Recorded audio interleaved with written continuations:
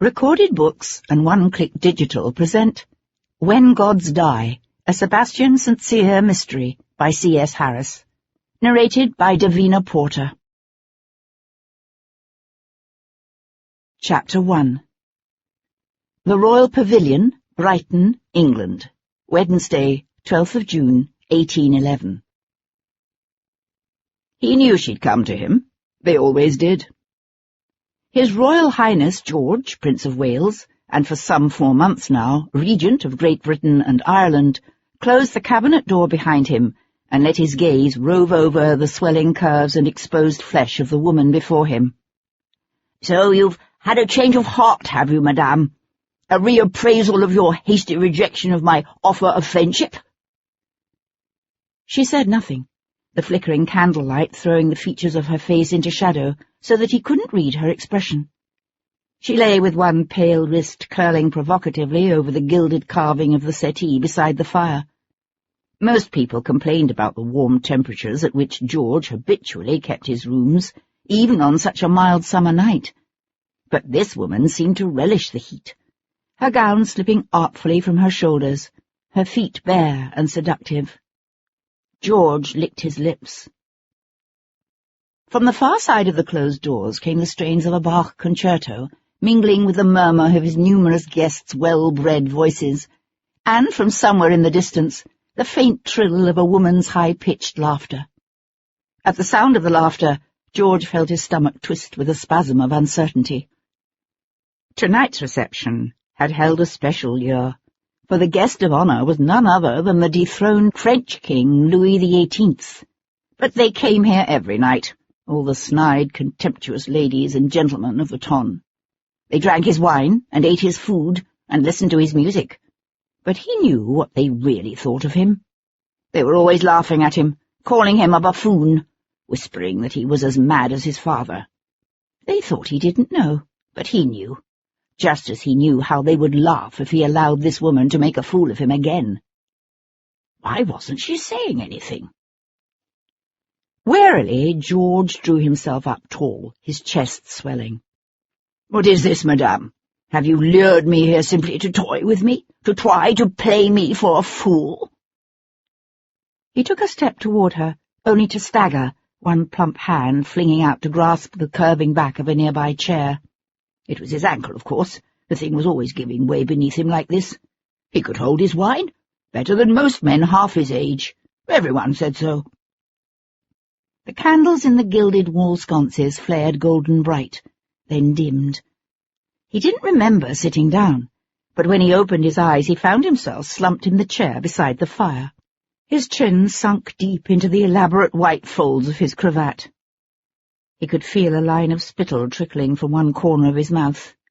Swiping the back of his hand across his jaw, George raised his head. She lay as before, one bare foot dangling off the edge of the settee's yellow velvet cushion, the shimmering emerald green of her gown sliding seductively from naked shoulders. But she was staring at him with wide, curiously blank eyes. She was such a beautiful woman, Guinevere Anglesey, the gently moulded curves of her half-exposed breasts as white as Devonshire cream, her hair shining blue-black in the candlelight. George slid from the chair to his knees, his voice catching on a sob as he took her cold hand in his. "My lady." George knew a tingle of alarm. He hated scenes, and if she'd had some sort of fit there would be a hideous scene. Slipping his hands beneath her bare shoulders, he drew her up to give her a gentle shake. "Are you— oh, my goodness, are you ill?" This new and even more horrifying possibility sent a shudder coursing through him. He was very susceptible to infections. "Shall I call Dr. Heverden?" He wanted to move away from her immediately, but she lay at such an awkward angle, half on her side, that he had a hard time manoeuvring her. "Here, let me make you more comfortable, and I'll have someone sent for—" He broke off, his head jerking around as the double doors to the salon were thrown open. A woman's gay voice said, "Perhaps the prince is hiding in here." Caught with the Marquis of Anglesey's beautiful, insensible young wife clasped clumsily in his arms, George froze. Hideously conscious of his ludicrous prose, he licked his suddenly dry lips. "She's fainted, I dare say." Lady Jersey stood with one hand clenched around the doorknob, her cheeks going white beneath their rouge, her eyes wide and staring. "Oh, my God," she said with a gasp. The doorway filled with shrieking women and stern-faced men. He recognized his cousin Jarvis and Lord Hendon's murderous son, Viscount Devlin. They were all staring. It was a moment before George realized they were staring not at him, but at the jewelled hilt of a dagger protruding from the Marchioness of Anglesea's bare back. George screamed, a high-pitched feminine scream that echoed strangely as the candles dimmed again and went out.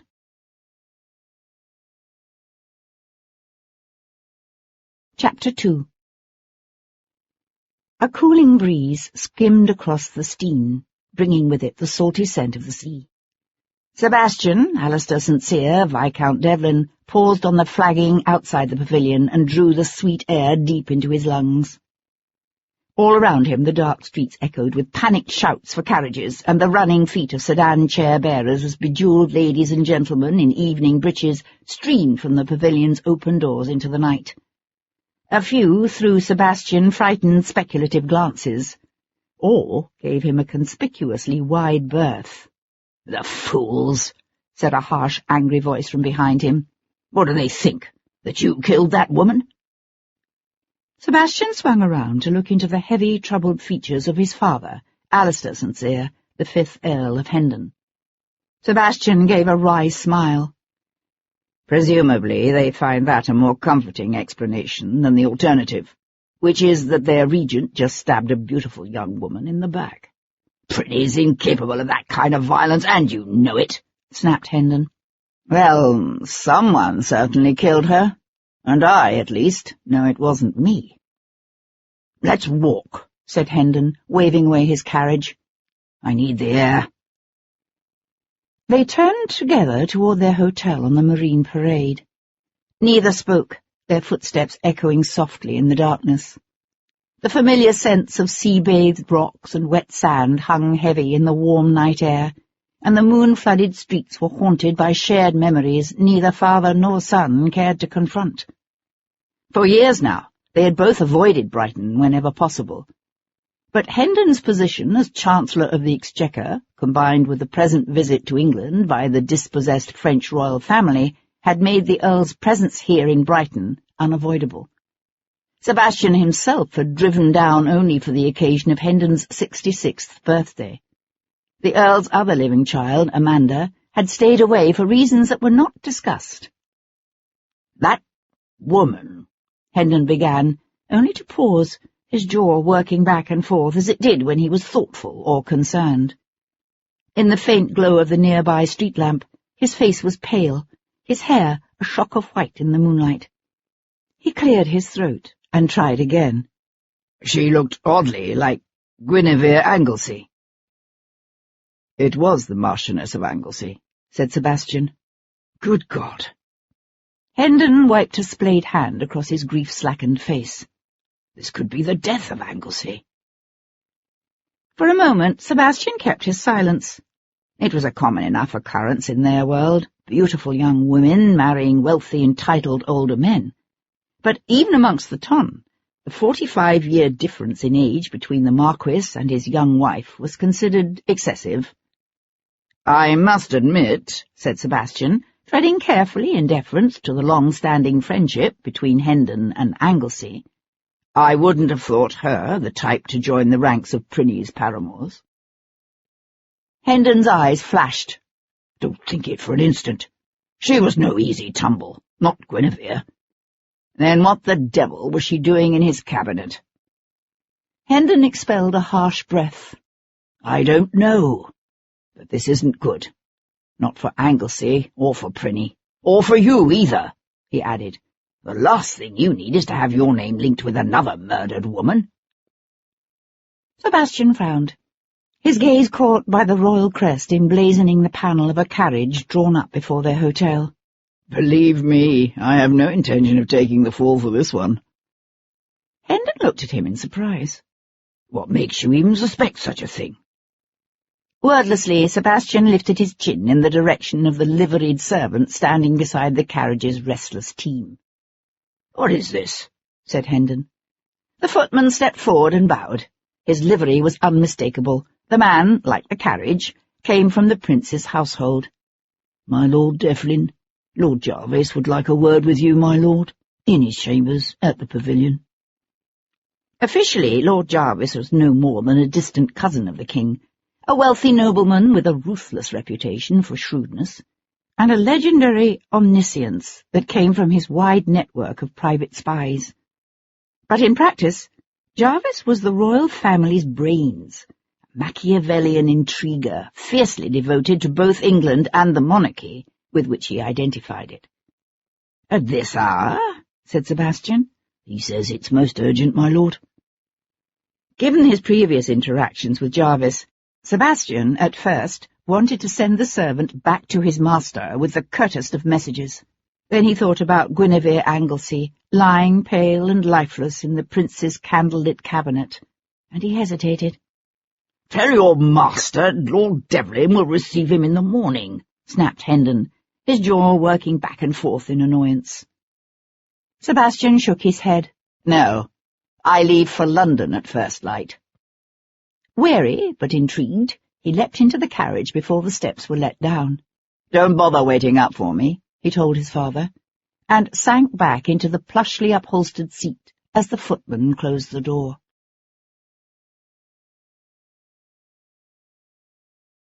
Chapter 3. Charles, Lord Jarvis, occupied a suite of rooms at the pavilion reserved specifically for his use by his cousin, the Prince Regent. The prince's love of the small coastal town of Brighton stretched back 30 years or more, to the days when he'd been young and handsome, and even, although it bemused Jarvis to remember it now, popular with the people. The prince still came here whenever he could, to bathe his bloated body in seawater, and host an endless round of musical evenings and card parties, and plan a new series of extravagant extensions and decorating schemes for his pavilion. At the moment, Jarvis's rooms were fitted out with dragon-encrusted chandeliers, faux bamboo furniture, and peacock blue wallpaper decorated with gold-leafed exotic beasts. But before the end of the summer, the look might well have changed, perhaps taking on the lush aura of a sultan's harem or a maharaja's temple. Jarvis himself had little affection for the oriental styles with which the prince was so enamoured, but Jarvis understood better than most that the pavilion, like Carlton House, the prince's residence in London, was the equivalent of an ornate set of building blocks in the hands of a fat, overindulged child. The endless rebuilding projects might be expensive, but they amused the prince, and kept him safely occupied so that wiser, saner men could get on with the business of running the country. Standing well over 6 feet tall, and now, in his 58th year, comfortably fleshy, Jarvis was an imposing man. His size alone would have been impressive, but it was the power of Jarvis's intellect that intimidated most men. His intellect and the amoral ruthlessness of his dedication to king and country. The position of Prime Minister could have been his in an instant had he wanted it. He did not. He knew well that power was far more effective and satisfying when wielded from the shadows. The current Prime Minister, Spencer Percival, understood precisely how things stood, as did most of the other members of the cabinet. Only 2 men in the government ever dared to stand against Jarvis. One was the Earl of Hendon, the Chancellor of the Exchequer.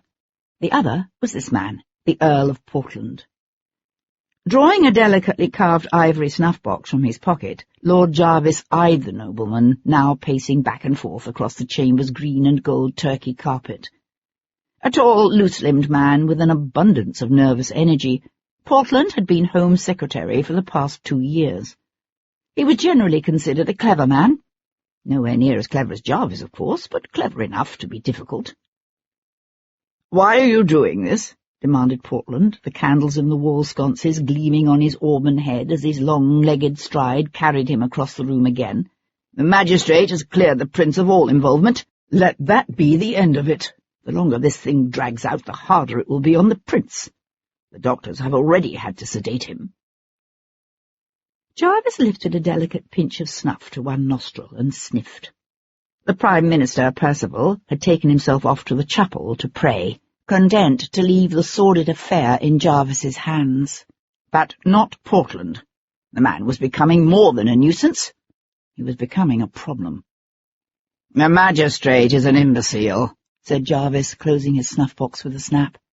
"As is anyone who seriously thinks the people will believe Lady Anglesey committed suicide by stabbing herself in her back." Portland had unusually fair skin, nearly as fair as a woman's, with a faint dusting of cinnamon-coloured freckles across his high cheekbones. His skin often betrayed him, as it did now, flushing with annoyance.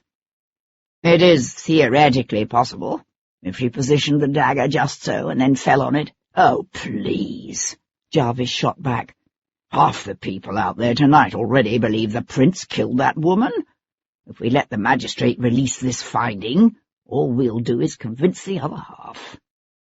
"Don't be ridiculous. No one could actually believe the regent capable of—" Portland's eyes widened, as if on a sudden thought, and his voice trailed away. "Precisely," said Jarvis. "Everyone will be reminded of Cumberland's valet. The inquest on his death returned a verdict of suicide as well, if you remember. Only how many people do you suppose actually believe the poor sod slit his own throat, from left to right, when he was left-handed? Cumberland is a dangerous man with a violent temper. No one could deny that. But whatever else you can say about Prinny, he's nothing like his brother." Jarvis lifted one eyebrow in silent incredulity. Again, that faint flush of colour showed beneath Portland's pale skin. "Very well, your point is taken. But why send for Devlin? He was cleared of all suspicion in those ghastly murders last winter." "Officially," said Jarvis, turning as his footman appeared in the doorway and bowed. "Viscount Devlin, my lord." Jarvis could see him now, a tall, lean young man with dark hair and strange, almost animalistic eyes that reputedly had the power to see in the night with the uncanny penetration of a cat. Jarvis knew a moment of quiet satisfaction. He'd half expected Devlin not to come. He was a most unpredictable man, this Viscount, wild and dangerous and utterly, intriguingly brilliant. Jarvis cast a meaningful glance at the Home Secretary. "If you will excuse us, Lord Portland." Portland hesitated as if tempted to insist he stay. Then he bowed and said curtly, "Of course." He strode toward the door, his lips pressed together in a thin line. But Jarvis caught the unexpected, speculative gleam in the man's eyes before he nodded his head and said curtly, "Lord Devlin."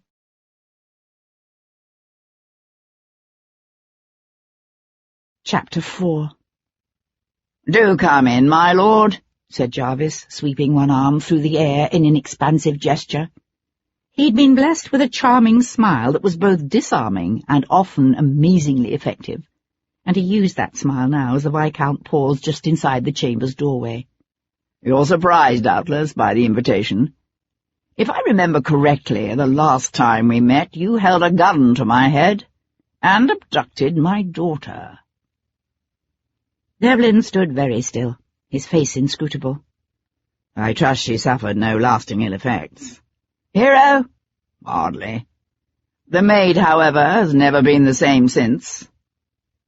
Lifting the crystal decanter from its tray, Jarvis held it aloft. "Brandy?" Devlin's eyes narrowed. He had inhuman eyes, this young Viscount, as yellow and feral as a wolf's. "I think we can dispense with the civilities." Jarvis set aside the decanter. "Very well, then. Let's not skirt around the issue. We've asked you here because the Regent needs your help." "My help?" "That's right. He'd like you to discover exactly what happened in the pavilion tonight." The Viscount laughed, his amusement short and sharp and faintly bitter. Jarvis kept his voice pleasant. "It's not our intention to see you framed for this murder, if that's what you fear. How reassuring. Mind you, it would be rather difficult, given that I never left the music room this evening. Yet there are those who whisper that your presence at tonight's soirée was, shall we say, suggestive. Ah, I see. It's in my own best interest to find this killer. Is that what you're saying? Something like that. The Viscount wandered the room, pausing for a moment to inspect one of the mythical creatures rendered in gold on the wall-cloth. If I cared what people thought of me, I might be tempted, he said without looking around. Fortunately, I don't. Jarvis smoothly shifted tactics, the smile fading, his voice becoming stentorian and grave. I fear this murder comes at a critical moment in our nation's history. Our armies are not doing as well as one might wish on the peninsula, and there are distressing signs that this year's harvest may fail. The people are restless. Have you any idea what a scandal of this nature might do to the country? Devlin swung around, a disconcerting gleam in his strange yellow eyes. I certainly have some personal knowledge of what it might do to Prinny's already faltering popularity. Reaching for the decanter again, Jarvis poured himself a brandy, then took a long, thoughtful sip. I'm afraid this isn't just about the prince. You've heard what people are saying, that it isn't only the king who's mad. They're saying the entire House of Hanover is tainted.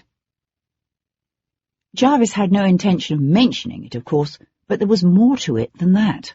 There had been disturbing reports lately of dangerous murmurs and furtive whisperings.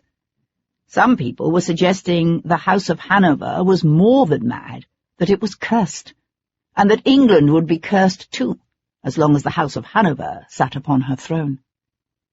The Viscount was looking faintly bored. And I suggest you direct the local magistrate to lose no time in tracking down tonight's killer. According to our most estimable local magistrate, the young Marchioness of Anglesey committed suicide. Devlin was silent for a moment before saying, Quite a feat, from what I saw. Exactly. Jarvis took another sip of his brandy. Unfortunately, the kinds of people who normally deal with these matters are simply too afraid of giving offence to their betters to be of any real use. What we need is someone who's both intelligent and resourceful, and who isn't afraid to follow the truth, wherever it might lead. He was no fool, Devlin. A faint contemptuous smile curved his lips. So bring in a Bow Street runner. Hell, hire the entire force.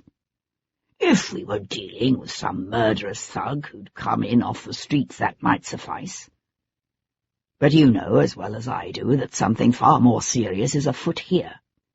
We need someone who is a part of our world, someone who understands it, yet also knows how to track a killer. Jarvis paused significantly. You did it before. Why not do it again? Devlin turned toward the door. Sorry, I only travelled down to Brighton to spend a few days with my father. I'm expected back in London tomorrow. Jarvis waited until the Viscount's hand tightened around the knob, then said, Before you walk away, there's something you should see. Something that actually involves your family directly. That stopped him, as Jarvis had known it would. The Viscount swung back around. What? Jarvis set aside his glass. I'll show you. Sebastian was no stranger to death. 6 years of cavalry charges, of slashing sabres and stealthy missions behind enemy lines had left him with searing memories of incidents and images that still haunted his dreams. He had to force himself to follow Jarvis through the door to the prince's cabinet.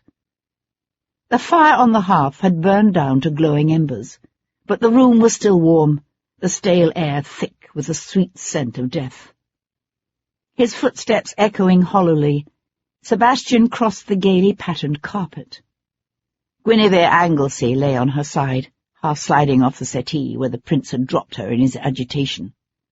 Sebastian stood before her, his gaze travelling the smooth line of her forehead and cheek, the delicate bow of her lips. She was very young, no more than 1 or 22. He had met her once in the company of her husband at a dinner party given by Hendon. He recalled a beautiful woman with a quick wit and dark, sad eyes. Her husband, the Marquis of Anglesey, was close to 70. Sebastian glanced back at Jarvis, who had paused, watchful, just inside the door. "The death of anyone so young is tragic," said Sebastian, his voice even, "but it's still none of my affair." "Take a closer look at her, my lord." Reluctantly, Sebastian stared down at the woman before him. The shimmering emerald-green satin of her evening gown lay loose about her shoulders, its tapes undone, the bodice shoved down nearly to the tips of her full, smooth breasts. From this angle he could only just see the ornate pommel of the jewelled dagger embedded in her back, but he had a clear view of the necklace that lay nestled in the shadows near the base of her neck. His eyes narrowed, his breath catching in his throat as he hunkered down beside her. His hand reached out as if to touch the necklace, only to curl back into a fist that he pressed against his lips. It was an ancient piece, wrought of silver in the shape of a closed triskelion, and set against a smooth disk of the same darkly mysterious blue stone found so often in the enigmatic old stone circles of Wales. There was a legend that this necklace had once been worn by the druid priestesses of Cronwyn. They said it had been passed down through the ages, from one woman to the other, the necklace itself choosing its next caretaker by growing warm and vibrating when the right woman held the old stone in her hand. Sebastian had been fascinated by this necklace as a child. He used to climb up beside his mother and listen to her soft, melodious voice reciting the old tale. He could remember holding the curiously wrought piece in his hand, willing it to turn warm and vibrate for him. He'd last seen the necklace at his mother's throat, its burnished silver shining brilliantly in the sun, as she waved goodbye to him from the deck of the neat little two-masted yacht a friend had hired for a lark one summer's day when Sebastian was 11. The afternoon had been unusually hot, the sea breeze a gentle breath of fresh air. But then the day had turned rough, dark clouds scuttling across the sun, the wind kicking up strong. The two-masted craft had floundered in the heavy seas and gone down with all on board. The body of the Countess of Hendon, and the necklace she'd worn that day, had never been recovered.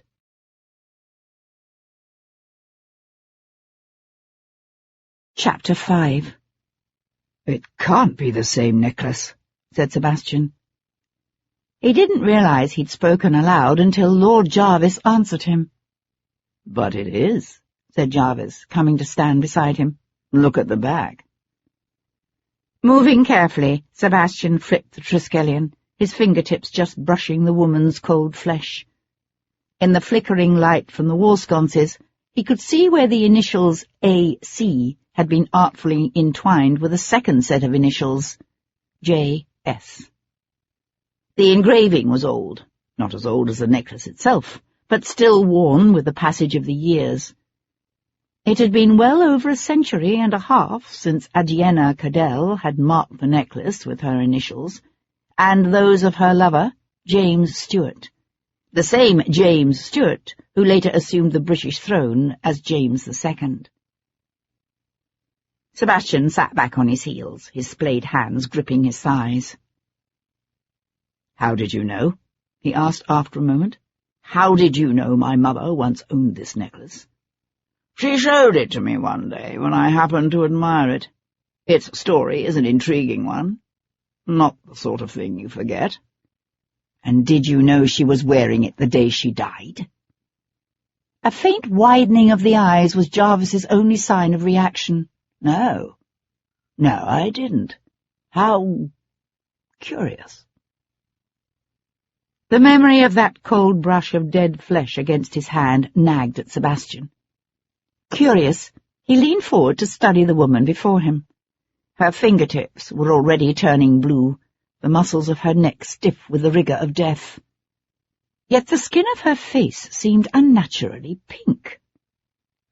"How long has it been?" he asked Jarvis. "How long since what?" "Since the prince was found with the Marchioness in his arms." 2 hours, would you say? Less? Less, I'd say. Why? Reaching out, Sebastian rested his palm against Lady Anglesy's smooth young cheek. It was cool to the touch. "She's cold," said Sebastian. "She shouldn't be this cold." He glanced over at the glowing coals on the hearth. His years in the army had taught him only too well what the passage of time does to a dead body. Heat could accelerate the processes of death, he knew, but it should at least have kept the body warm. Jarvis took a step closer. "What are you suggesting?" Sebastian frowned. "I'm not certain. Have either of the prince's physicians seen her?" The regent had 2 personal physicians, Dr. Heberden and Dr. Carlyle. They were rarely far from his side. "Naturally." "And?" A derisive smile twisted the other man's full lips. "Both supported the magistrate's conclusion that she committed suicide." Sebastian let out a humorless huff that was not quite a laugh. "Of course." He rose to his feet. She still lay as he had found her, awkwardly curled on one side. Reaching out, he gently rolled her body toward him. The disarrangement of her satin gown had left her back essentially bare. There was something violently sexual, almost intimate, about the way the dagger's blade disappeared into her dark, vivid flesh. Sebastian drew a quick breath. Beside him, Jarvis was silent for a moment. Then he said, "Good God, she appears to have been badly beaten." Sebastian shook his head. "That's not bruising. I've seen it happen before, with soldiers left on the battlefield. It's as if all the blood in a body collects at its lowest points after death. But she was lying on her side, not her back." "It would be difficult to do anything else with that dagger in her," said Sebastian. Gently lifting the blue-black hair that tumbled around her neck, Sebastian released the necklace's clasp and eased the thick, intricate chain away from her throat. "There's a surgeon of my acquaintance who has made a study of these things, an Irishman by the name of Paul Gibson. He has a surgery near the base of Tower Hill. I want him sent for right away." "You want to bring a surgeon all the way down from London?" Jarvis laughed. "But it'll be 10 hours or more before he gets here. Surely we can find someone locally." Sebastian glanced at the man beside him. "To give us the same opinion as His Highness's personal physicians?" Jarvis said nothing. "It's important that no one else be allowed to enter this room until Gibson arrives. Can you arrange that?" "Naturally." Sebastian turned in a slow circle, his gaze covering the chamber. "Do you notice something else strange?" Jarvis regarded him with vague animosity. The earlier, winning smile was long gone. "Should I?" That dagger was well aimed. It would have pierced her heart. Wounds of that nature typically bleed profusely. "Good God," said Jarvis, his gaze lifting from the young Marchioness's livid bare back to Sebastian's face. "You're right. There's no blood."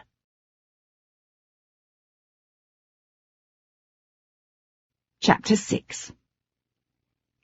Half an hour later, Sebastian walked into the private parlour of his father's rooms at the Anchor on the Marine Parade. In a tapestry-covered chair beside the empty hearth, the Earl of Hendon sat with an open book on his lap, his head nodding to one side as he dozed. "You shouldn't have waited up," said Sebastian. His head jerking, Hendon quietly closed his book and set it aside. "I couldn't sleep." Sebastian leaned against the doorframe, one hand absently fingering the bluestone necklace in his pocket. "Tell me about the Marquis of Anglesey." Hendon rubbed his eyes with a spread thumb and index finger. "He's a good man, steady, honourable, who does his duty in the House of Lords, although he has no special interest in government." He paused. "Surely you don't think Anglesey had anything to do with what happened tonight?" "I don't know what to think." "How well did you know Lady Anglesey?" Hendon let out his breath in a long sigh. Such a beautiful young woman, Guinevere. They married 3, maybe 4 years ago now. There was considerable talk at the time, of course, given the difference in their ages. Some considered it a scandal, a sick old man taking such a young woman to wife. But the marriage was understandable. How's that? Anglesey is desperate for an heir. Ah, and was he successful in getting one? I heard just last week that Lady Anglesey was with child. Jesus. Sebastian pushed away from the door and walked into the room. She was discovered in a decidedly compromising position this evening. Yet you say such behaviour was not typical of her? No, there's never been a whisper of scandal attached to her name. What do you know of her family? Nothing reprehensible there. Her father was the Earl of Athelstan, from Wales. I believe her brother, the new Earl, is still a child. Hendon let his head fall back against the tapestry of the chair as he looked up at his son. What has any of this to do with you? Jarvis thought I might find the circumstances of Lady Anglesey's death interesting. Interesting? Hendon shook his head. You? But why? Sebastian drew the silver and bluestone necklace from his pocket and dangled it in the air between them. Because she was wearing this around her neck when she died. Hendon's face went suddenly completely white, but he made no move to take the necklace or even touch it. That's impossible. Bringing up his other hand, Sebastian dropped the necklace neatly into his palm. I would have said so, yes. Hendon sat quite still, his hands gripping the upholstered arms of his chair. Surely they don't mean to accuse you of any involvement in this death? A slow smile curled Sebastian's lips. Not this one. He went to stand with one arm braced against the mantel, his head bowed as he stared down at the empty grate. It has occurred to me that an 11-year-old's memories of his mother's death might easily be distorted, he said slowly. It was not something they had ever spoken of, that long-ago summer day. Not that day, or the endless pain-filled days that followed. Her body was never found, was it? Sebastian looked around. No.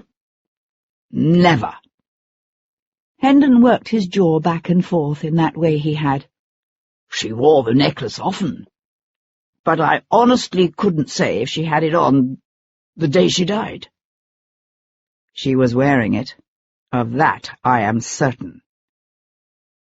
Hendon pushed up from his chair and went to where a tea service and cups rested on a nearby table, but made no move to pour the tea.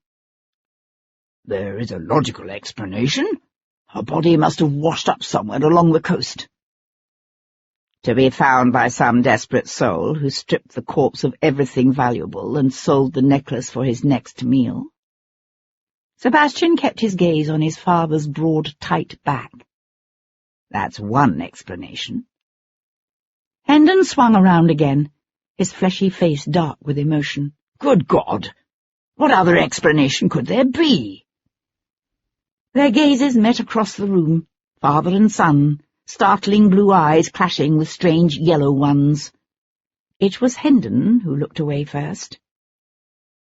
What do you mean to do? He asked, his voice oddly strained. Sebastian's fist tightened around the necklace. Talk to Anglesey for one thing. See if he knows how his wife came by this. Although that hardly seems the most important issue at the moment now, does it? Hendon's mouth went slack. You're not seriously taking it upon yourself to uncover this killer? Yes. Hendon digested this in silence. Then he said, What does Prinny say happened? He's been sedated. I intend to talk to him first thing in the morning. Hendon let out a derisive grunt. Jarvis won't let you anywhere near the prince. Not if you're intending to ask something he might potentially find disturbing. I think he will. Why should he? Sebastian pushed away from the hearth and turned. Because this dynasty is one step away from disaster, and Jarvis knows it.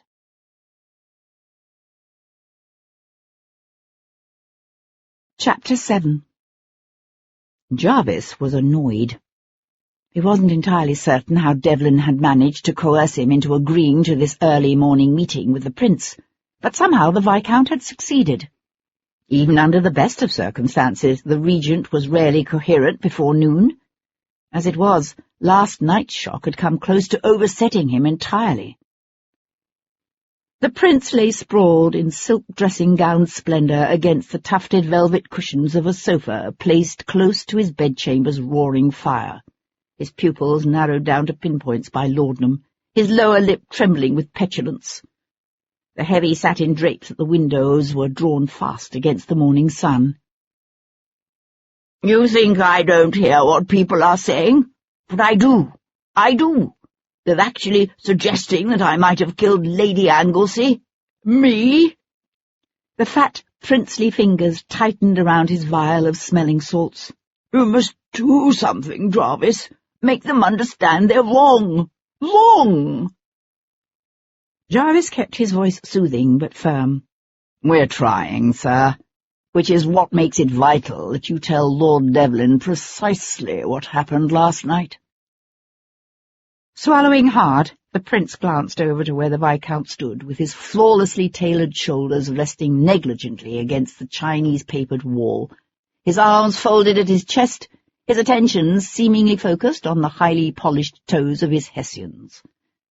George might not understand precisely why Devlin had agreed to be drawn into this nasty little affair. He might even half believe the young Viscount to be guilty of murder himself. But Jarvis knew the prince was shrewd enough to understand that the attempts by his doctors and the magistrate to portray the Marchioness's death as suicide had done him more harm than good.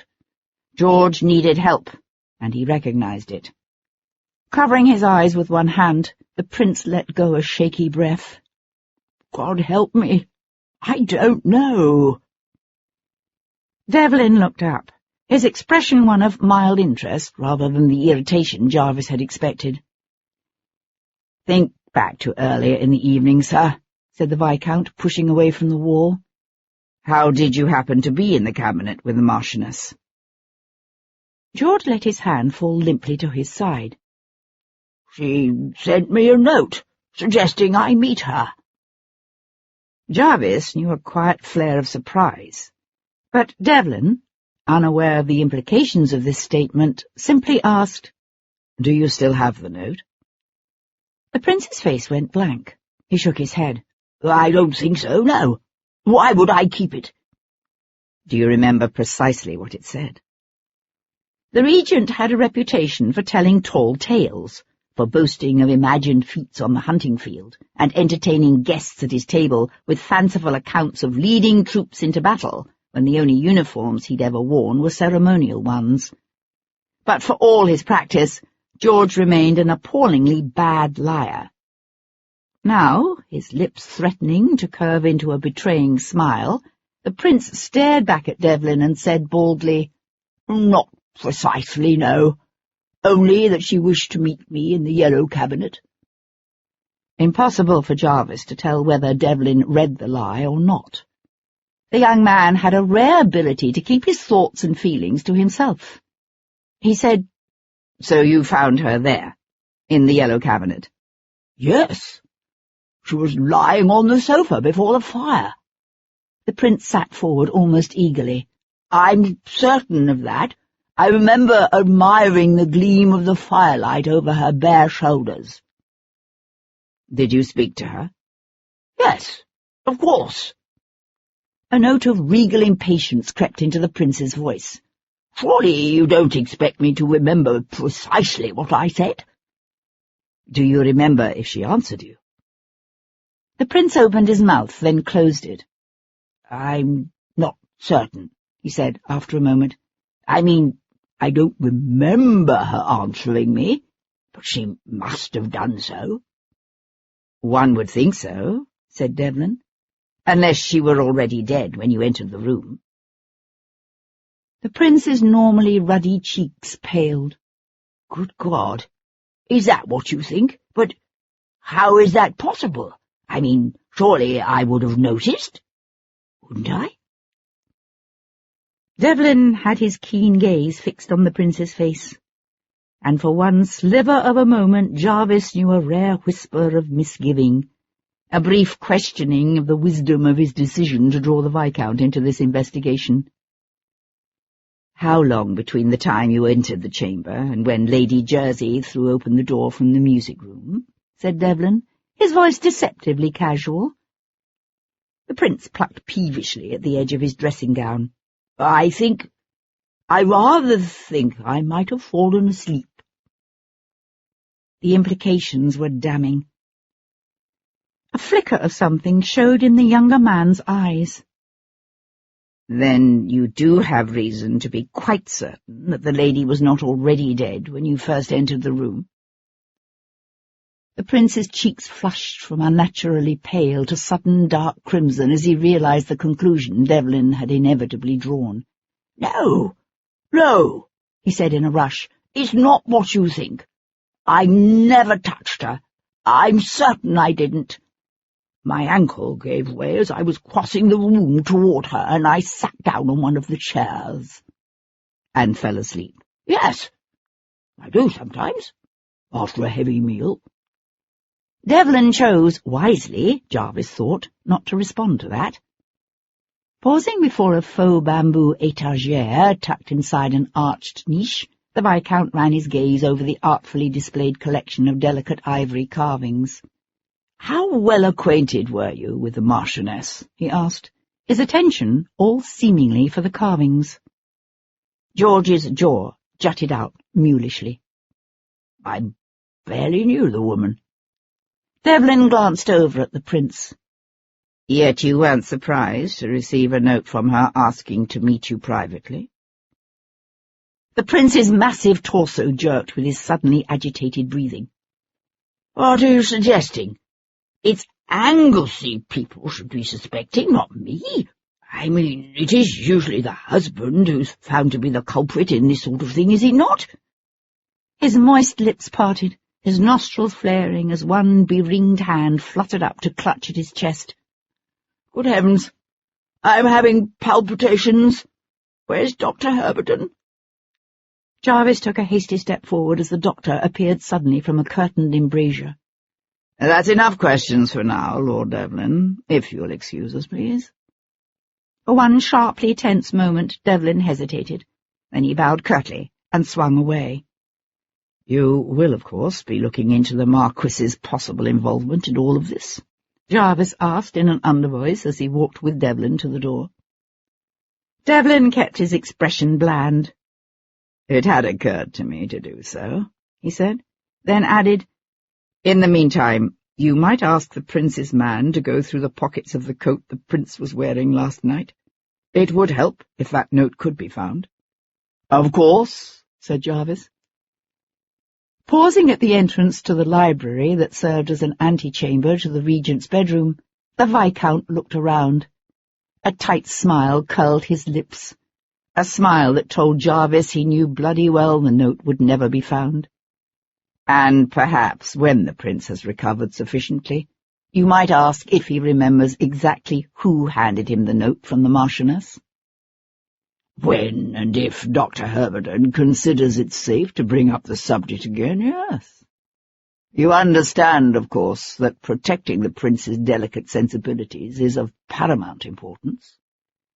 More important than discovering the truth about who killed Lady Anglesey." Jarvis held the younger man's hard stare. "Don't ever doubt it for a moment." Leaving the prince's suite, Sebastian paused in the overheated corridor, one hand idly fingering the necklace in his pocket. Some of what the prince had told him Sebastian knew was probably the truth. The trick would be to separate the reality from the layers of invention and sheer obstreperousness. He was about to turn toward the stables when someone nervously cleared his throat and said, "My lord."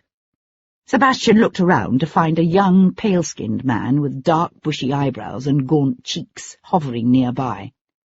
A man Sebastian recognized as one of Jarvis's secretaries. "Yes?" The man bowed. "The surgeon has arrived from London, my lord. He's been shown directly to the yellow cabinet, as you requested."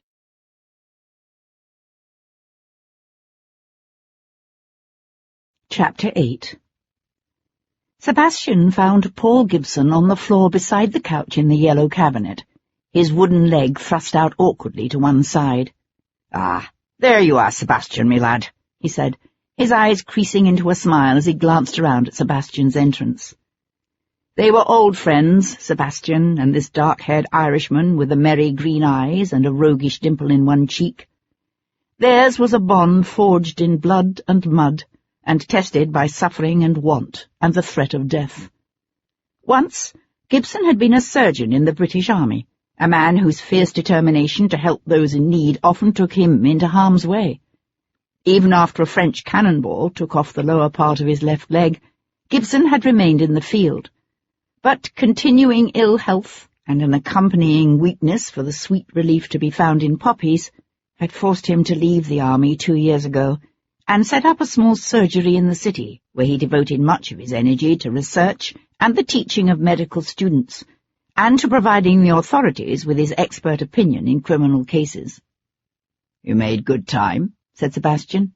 "Dead bodies don't share their secrets for long," said Gibson, returning his attention to what was left of Lord Anglesey's beautiful young wife, Guinevere. "And this one has some interesting stories to tell." He had rolled the body so that it lay fully face down on the floor. In the harsh light of day, the skin at the back of her neck could now be seen to have turned a greenish red. A faint odour, like that of rotting meat, permeated the chamber, although the heavy drapes had been pulled back, and the long windows thrown open to flood the room with enough fresh air and sunlight to give the Prince Regent an apoplexy. Sebastian went to stand beside the open windows, his gaze on the gulls wheeling and calling against the vivid blue sky above the Strand. "When would you say she died?" "It's difficult to be precise, but I think early yesterday afternoon is more likely than yesterday morning." Sebastian swung around. "Not last night?" "No, of that there is no doubt. You know what this means, don't you? The servants would have come in this room to build up the fire before last night's performance. There's no way the body could have lain here undiscovered for so long. She must have been killed someplace else and brought here just before the prince discovered her." Gibson settled back on his sound heel and frowned. "You think this was set up deliberately to cast suspicion upon the prince? It looks that way, doesn't it?" Sebastian wandered the room, searching for something, anything, that he might have missed. The cabinet's walls were hung with linen painted with a tracery of apple-green foliage against a delicate yellow background. A series of giant arches, each containing a life-sized gilt figure of a Chinese woman, encircled the room. The Oriental motif here was strong, with tables and chairs of a pale wood carved to resemble bamboo, and a large lacquered chest decorated with painted dragons that stood between two of the arches. "The prince claims to have received a note from Lady Guinevere," said Sebastian, inspecting one of the gilded ladies. "A note arranging a rendezvous with him here. Only how could she have sent him a note if she was already dead? She could have written the note earlier in the day. I suppose it's possible. Unfortunately, His Royal Highness doesn't recall precisely when or how the note came into his hands. In his cups again, was he? From the sounds of things, yes." Sebastian went to check the locks on the long windows. All were intact. But then, if someone had access to the pavilion, it would have been easy enough to open one of the windows from the inside. How many people had attended last night's musical evening, he wondered. The presence of the dispossessed French royal family had attracted even those who normally avoided the pavilion. The reception rooms had been packed. His eyes narrowing against the sun's bright glare, Sebastian stared off across the park. It would take an extraordinary amount of sang-froid to carry a dead body across the pavilion's open grounds in the midst of one of the prince's musical evenings, unless, of course, the body had been moved to the yellow cabinet from some place else inside the pavilion. From the pattern of lividity, Gibson said thoughtfully, the body was obviously left lying on its back for several hours before someone slipped that blade into her. What? Sebastian looked around in surprise. He'd noticed the lack of blood in the room and simply assumed it was because the actual murder had taken place somewhere else. It had never occurred to him that Guinevere Anglesey had already been dead when she was stabbed. But if the dagger didn't kill her, then what did? There's no way to tell. Not without a proper autopsy. Gibson looked up. Any chance of it? Sebastian let out his breath in an ironic huff. He certainly won't get the local magistrate to commission one. He's already decreed the lady's death a suicide. Suicide? How on earth did he come up with that? The Regent's physicians have concurred. Gibson was silent for a moment. Then he said, I see. Anything to avoid casting suspicion on the prince. Do you think her husband could be persuaded to order a post-mortem? I suppose that depends on whether or not the Marquis of Anglesey had something to do with her murder. Gibson reached to draw a white sheet over the body at his feet. He does seem a likely suspect, does he not? What do you know of him? Anglesey? He's generally considered a sober enough man. Keeps his estates in good order, and divides his time between them and affairs at the House of Lords. Or at least, Sebastian added, he was considered sober until his latest marriage. Paul Gibson glanced over at him in surprise. Was she so unsuitable? By birth, no. Only by age. Anglesey is a year or two older than my father. Good God! It would give Anglesey a motive both to kill his wife and to attempt to implicate the prince in her murder, if Anglesey discovered the prince was cuckolding him. Was she one of the prince's paramours? I honestly don't know. The prince claims they were barely acquainted, but you don't believe him. He's lying about something. I just don't know what. Gibson began collecting his scattered instruments to stow them in his black leather bag. Did you actually see this note the prince says he received? No, it's gone missing. By accident, or by design, I wonder. Gibson pushed up to a stand, staggering slightly as his weight shifted to his wooden leg. More's the pity. I should think if you could discover the origins of that note, you'd likely have your killer. Perhaps, although I suspect our killer is much too clever to be caught so easily. Sebastian became aware of Paul Gibson's intense green eyes studying him. What's any of this to do with you, Sebastian? With anyone else, Sebastian might have dissembled, but the friendship between him and the Irishman ran deep. Sebastian drew his mother's necklace from his pocket. Lady Guinevere was wearing this when she died. A curious piece. Gibson's brows twitched. But again, what has it to do with you? Sebastian held the necklace cradled in his palm. It had always seemed to him that the stones grew faintly warm against his skin. But in his mother's hand he'd seen the stones pulse with so much energy as to become almost hot to the touch. Or, at least, so it had seemed to him as a child.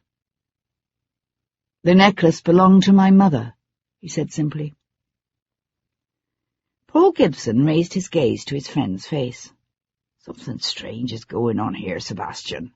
Something that could be dangerous, for anyone involved. If you want to have nothing further to do with it, I'll understand. Gibson made a swift, impatient gesture with one hand. Don't be ridiculous. You're the one I'm worried about. Who brought you into this? Ostensibly, the prince. In reality, Jarvis. And you trust him? Sebastian gazed down at the still, ravaged body of the woman hidden beneath the sheet. Not at all. But someone killed Guinevere Anglesey. Someone slipped that dagger into the livid flesh of her bare back and brought her body here to drape it across that couch in a deliberately suggestive posture. Lord Jarvis's sole intent in all this is to protect the prince. But mine is different. I'm going to find out who killed this woman, and I'm going to see that he pays for it. Because of the necklace? Sebastian shook his head. Because if I don't, No one else will. What does it matter to you?" One of Guinevere's slim white hands peeked out from beneath the sheet, its fingers curled lightly in death. Seeing it, Sebastian was reminded of another woman, left to die on an altar's steps, her throat viciously slashed, her body obscenely violated, and another, hunted down like an unwary quarry and subjected to the same hideous end. He had few illusions about the world in which he lived. He knew the shocking inequality between its privileged and its poor. He recognized the savage injustice of a legal system that could hang an 8-year-old boy for stealing a loaf of bread, and yet let a king's son get away with murder. Once he'd been so repulsed by the raw barbarism and senseless cruelty of the wars his people fought in the name of liberty and justice that he'd been content simply to let himself drift, aimless and alone. Now that struck him as a reaction that was both self-indulgent and faintly cowardly. Crouching down beside what was left of the young woman named Guinevere, Sebastian tucked the sheet over that pale, vulnerable hand and said softly, "It matters."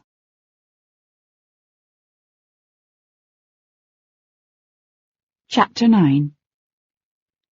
Sebastian was crossing the yard toward the pavilion's glass-domed Xanadu-inspired stables when he heard someone calling his name.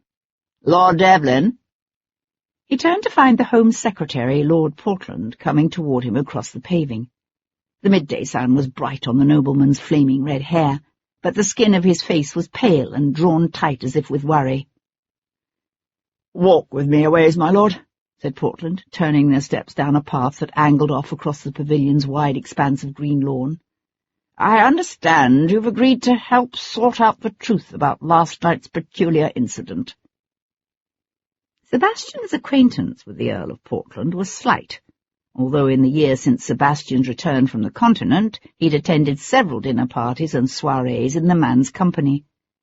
Like Jarvis and Hendon, Portland was profoundly conservative in his politics, dedicated to continuing the war against France and preserving England's institutions in the face of a rising tide of demands for reform.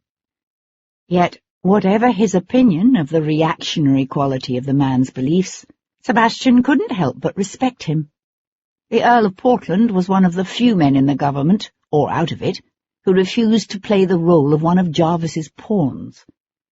But there was something distasteful, almost sordid, about referring to the death of a vital young woman as a peculiar incident. "If you mean Lady Anglesey's murder," said Sebastian, "then yes. According to both the magistrate and the prince's doctors, the death was a suicide." Sebastian raised one eyebrow. "Is that what you believe?" Portland expelled a harsh breath and shook his head. "No."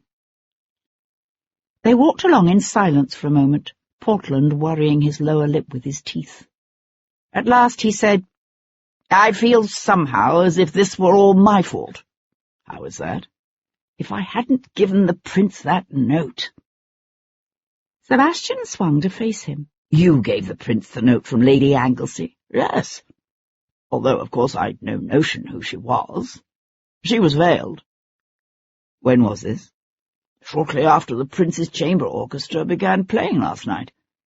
I was approached by a veiled young woman who handed me a sealed missive and asked that I pass it on to the prince."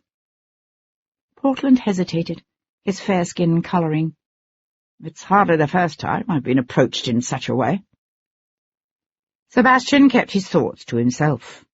Over the years, the prince's paramours had ranged from common opera dancers and actresses, such as Mrs. Fitzherbert, to some of the grandest dames of the ton, Lady Jersey and Lady Hertford among them. It wasn't uncommon for those close to the prince to find themselves thrust into the role of procurer. "I actually know Guinevere Anglesey rather well," Portland was saying. "She was a childhood friend of my wife, Claire. It never occurred to me that's who I was dealing with." "You weren't." Sebastian watched the man's light grey eyes widen, watched the first shock giving way to some other emotion, something that looked oddly like fear. "I Beg your pardon? By the time the Regent's Chamber Orchestra began playing last night, Lady Anglesey had already been dead perhaps as much as 6 to 8 hours. Portland stopped short. What? But that's impossible. The human body undergoes certain predictable changes after death. Temperature and the manner of one's dying can accelerate or retard the process, but not by that much. I'm afraid there's no mistake. But I tell you, I saw her. She gave me the note. You saw a woman, veiled. Do you remember how she was dressed? Portland stood very still, as if drawing into himself with the effort of memory. But in the end he simply shook his head. No, I'm not certain of anything anymore. I mean, I'd have said she wore a green satin gown like Lady Anglesey. But if what you say is true, then that's not possible, is it? Perhaps, perhaps not.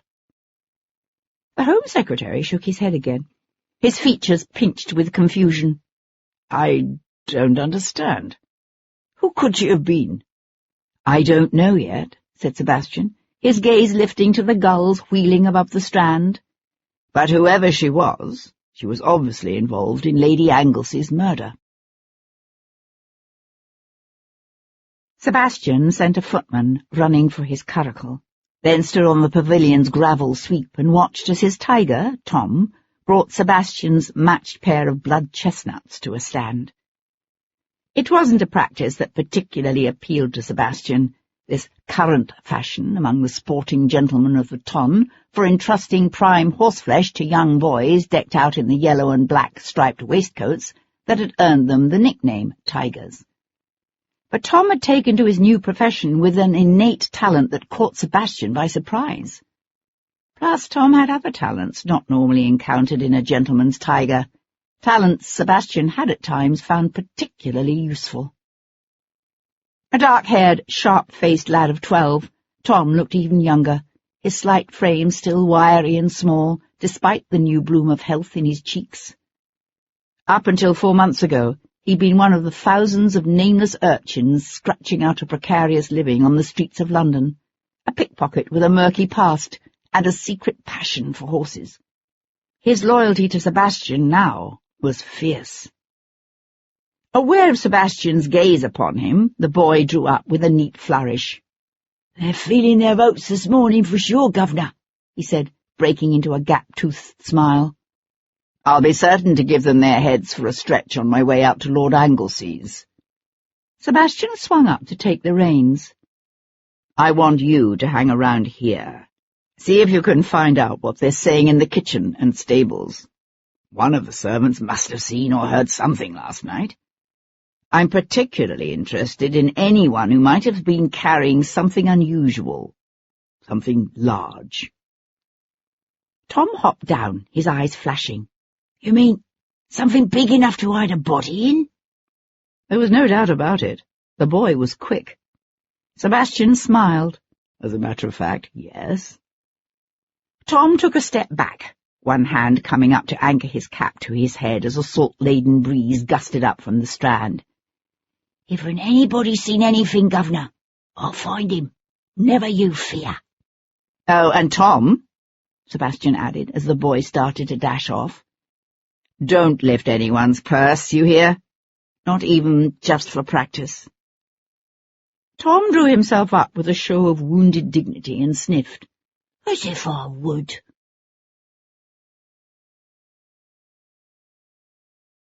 Chapter 10. Unlike most members of the ton who hired narrow townhouses on the streets of Brighton for the summer months, Oliver Godwin Ellsworth, the 4th Marquis of Anglesey, possessed an estate of his own on the outskirts of town.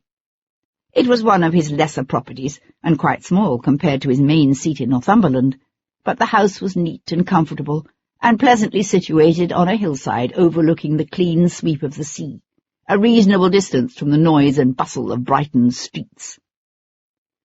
Leaving the chestnuts in the care of a groom, Sebastian found the Marquis in a garden of mossy brick paths and carefully tended roses that thrived in the lee of the high walls sheltering them from the worst of the salty winds blowing up from the sea. At the sound of Sebastian's footsteps, Anglesey turned, an old man with once dark hair, heavily laced now with strands of grey. Only a few years Hendon's senior, he seemed older, his body thin, his face drawn with the lines of ill health, and visibly weighed down by a heavy burden of recent grief. "Thank you for agreeing to see me at such a time," said Sebastian, pausing in a bright patch of June sunlight. "I can't tell you how sorry I am about what has happened."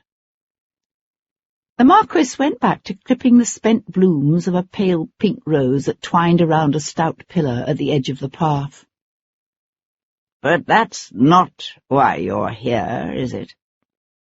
The directness of the question took Sebastian by surprise. "No," he answered with equal bluntness. "Lord Jarvis has asked me to look into the circumstances surrounding your wife's death." The Marquis's fist tightened around his secateurs. "To protect the prince, of course." He said it as a statement rather than a question. "That's their motive, yes." The Marquis looked around, one eyebrow arched. "But not yours." "No." Sebastian met the old man's steady, intelligent gaze. "Do you think he did it?" "The prince?" Anglesey shook his head and went back to pruning the rose.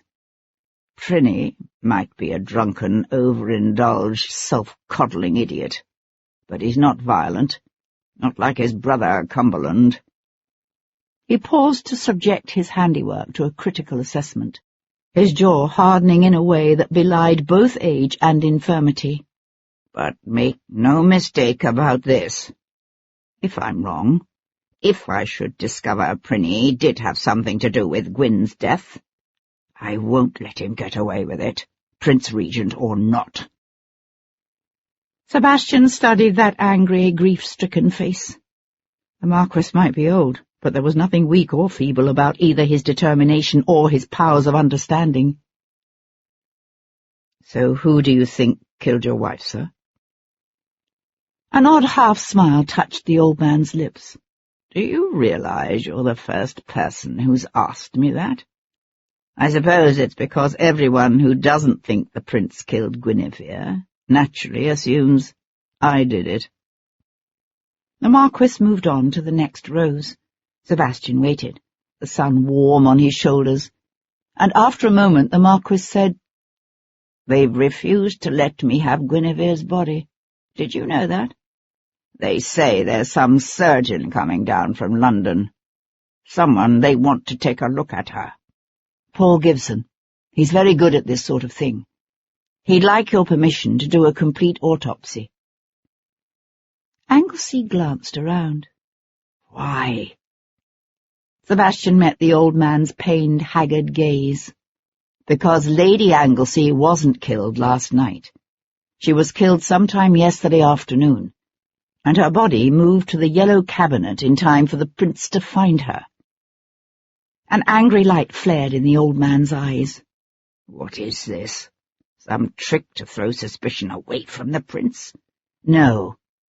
As a matter of fact, the prince's physicians have given it as their opinion that Lady Guinevere committed suicide."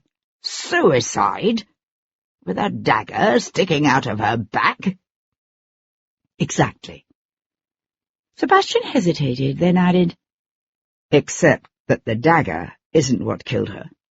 According to Gibson, she was probably dead several hours before she was stabbed." "Good God! What are you suggesting?" Sebastian shook his head. "We don't know how she died, sir.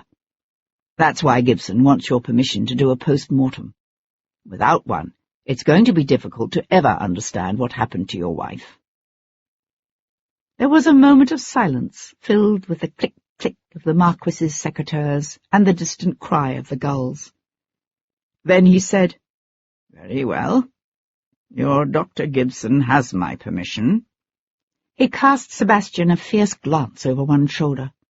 "But I want to be informed of everything. Do you hear me? No holding back out of consideration for my age or my health or any of that nonsense." "No holding back." Anglesey pressed his lips together, his nostrils flaring as he sucked in a quick, deep breath. "I know what people think of my marriage to Guinevere.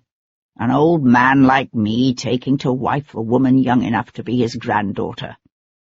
They act like it was something disgraceful, something sordid, as if the 45-year difference in our ages made it somehow impossible for me to love her." He paused, his hands stilling as he stared off toward the end of the garden, his voice becoming hushed. "But I did love her, you know. Not because she was beautiful, although God knows she was. But she was so much more than that. It was like a breath of fresh air that came into my life, so full of energy and passion, so bright, so determined to grasp life with both hands and make of it what she wanted." He broke off and had to suck in a quick gasp of air before saying more quietly, "I can't believe she's dead." Sebastian waited a moment, then asked again quietly, "Who do you think killed her, sir?" Anglesey went to sink down on the weathered wooden bench sheltered by a nearby arbour, his hands in his lap. "Guinevere was my third wife," he said, his voice once again firm, under control. "The first died within hours of presenting me with a stillborn son. The second was barren." Sebastian nodded. There was no need for the Marquis to explain further. He and Sebastian belonged to the same world, a world in which everyone understood only too clearly the need for a man in their position to produce a legitimate heir. Even at 28, Sebastian had already felt that pressure brought to bear upon himself, both by his father and by the weight of his own awareness of what he owed his house, his name. "Ever since the death of my brother 20 years ago," Anglesey was saying, "my heir has been my nephew, Bevan."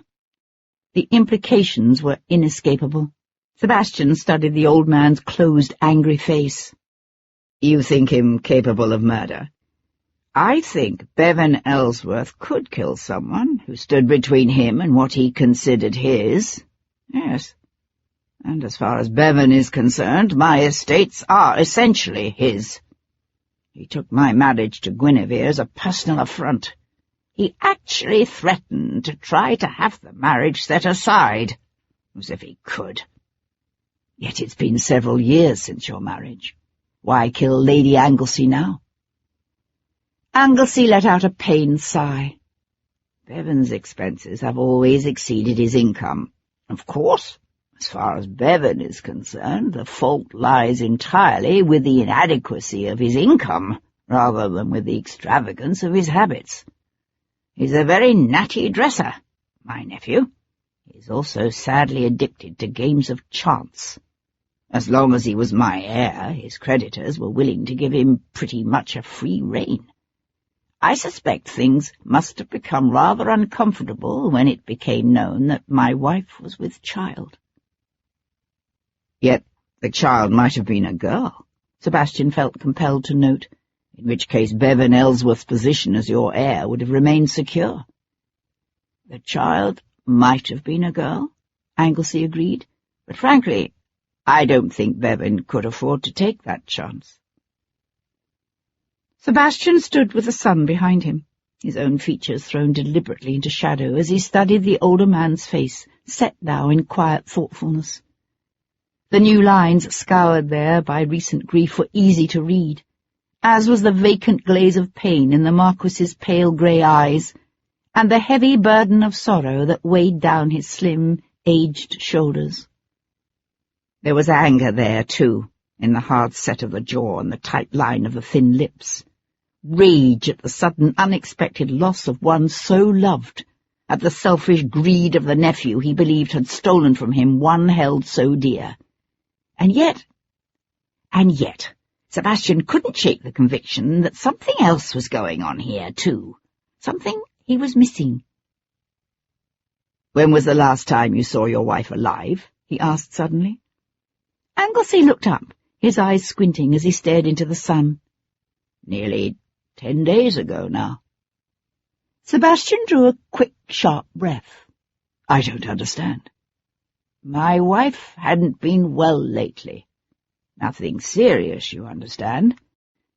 A sad, wistful smile played around the old man's lips. It happens, sometimes, when a woman is in the family way. She was planning to come down to Brighton with me. She always enjoyed the weeks we spent here each summer. But in the end she decided she couldn't face all those hours in a closed, swaying carriage. She stayed home. Home? That's right. The Marquis's hand tightened around his secateurs as he pushed to his feet again. The doctors thought the sea air would do me good, so she insisted I come without her. We were hoping she'd feel well enough to follow in a week or two. But until last night, I thought Guinevere was in London.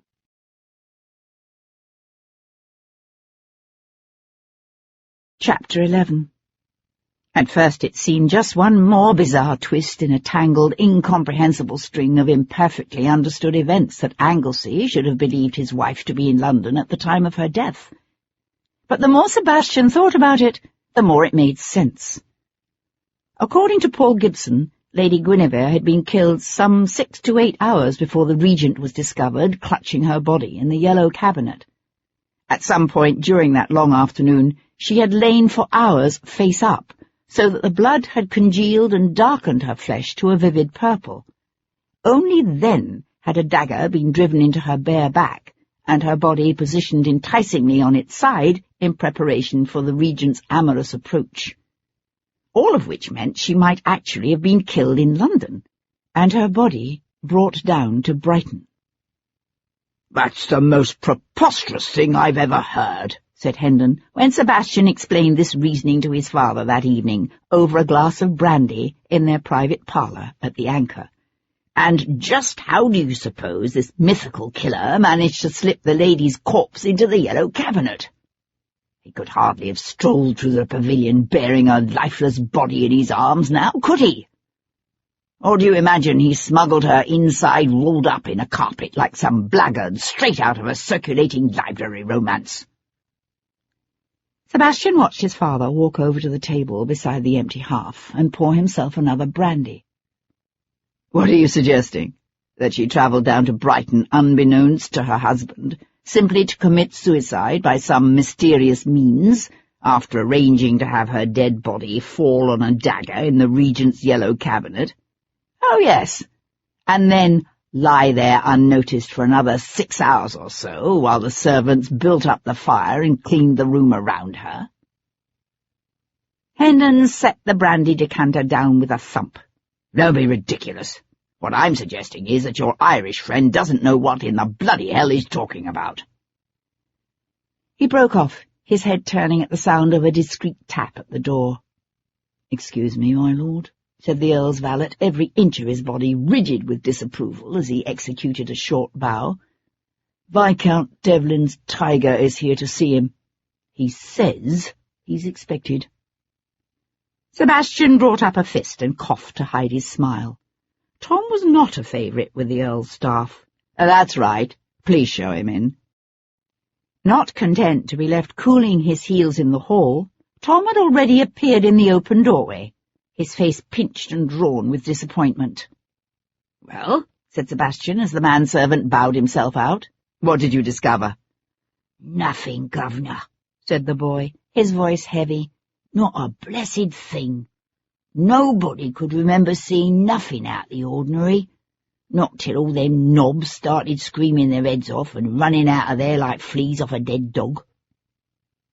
Hendon let out his breath in a self-satisfied humph, and raised his brandy to his lips. "Any speculation?" Sebastian asked the boy. "Oh, aye, lots of that. The kitchen maids, they're all a-twitter at the thought the Regent done the lady hisself, while the stable lads, they reckon Cumberland's behind it somehow, and they're all talking about this Hanover Tom broke off to cast a quick glance at Hendon. "Go on," prompted Sebastian. Tom sniffed and lowered his voice. "It's said in whispers, of course, but there's some as will have it The old family isn't just balmy. They're saying the Hanovers is cursed. And England will be cursed too, as long as the Hanovers— "That's rot nonsense," roared Hendon, surging up from his chair. The boy stood his ground, his eyes narrowed and wary. "It's what they're saying." Sebastian rested one hand on the boy's shoulder and gave him a light squeeze. "Thank you, Tom. That will be all for now." "I'll be damned if I'll ever understand why you brought that boy into your household," said Hendon, after Tom had taken himself off. "You think my gratitude should have been sufficiently served by a simple thank you and the gift of perhaps a gold watch? Tom saved my life, remember? Mine and Kat's." Hendon's jaw tightened in that way it always did whenever Sebastian did something of which Hendon disapproved, or that disappointed him. Once the Earl of Hendon had boasted of 3 strong sons to succeed him, but fate had left him with only Sebastian, the youngest and least satisfactory. "I think most would have considered a small pension more than adequate," said Hendon. "The boy is useful. Good God! And in what way might a pickpocket be of use to a gentleman of quality?" To survive on the streets requires agility, a talent for keen observation and quick wits, all abilities I can use. Besides, the boy always wanted to work with horses, Sebastian thought, although he didn't say it. Hendon would only have scoffed. He seems to have managed to control his larcenous activities these last 4 months. Or so you think. Sebastian drained his brandy and set the glass aside. "I'd best say good night. I plan to start for London at dawn." "London?" Hendon's lips pursed in disapproval. "I thought the business with this murder would at least keep you away from there for a while." Of course, it wasn't London itself Hendon found objectionable. What troubled the Earl was the beautiful young actress he knew Sebastian would be seeing there. Refusing to be drawn into an argument on that score, Sebastian turned toward the door. "I don't see what else I can do here. Anglesey has agreed to allow Paul Gibson to transfer the Marchioness's body to his surgery for a post-mortem. Even if Lady Guinevere wasn't killed in London, someone there might be able to tell me where she went and why." The next morning dawned cool, with a fine mist that drifted in from the sea in heavy, salt-laden patches of white, swirling dampness, to collect between the rows of tall, stately townhouses and in the narrow, winding alleyways of the lanes. Sebastian held the chestnuts in check until they were clear of the last straggling hamlet. Then he gave the big blood geldings their heads and let them run with the wind before easing them down to an even trot that ate away at the miles. By the time they reached Edburton, the strengthening sun had begun to burn away what was left of the fog. On the far side of the village, the rolling expanses of the South Downs could be seen quite clearly, stretching out in all directions. It was there Sebastian's growing conviction that he was being followed solidified into a certainty.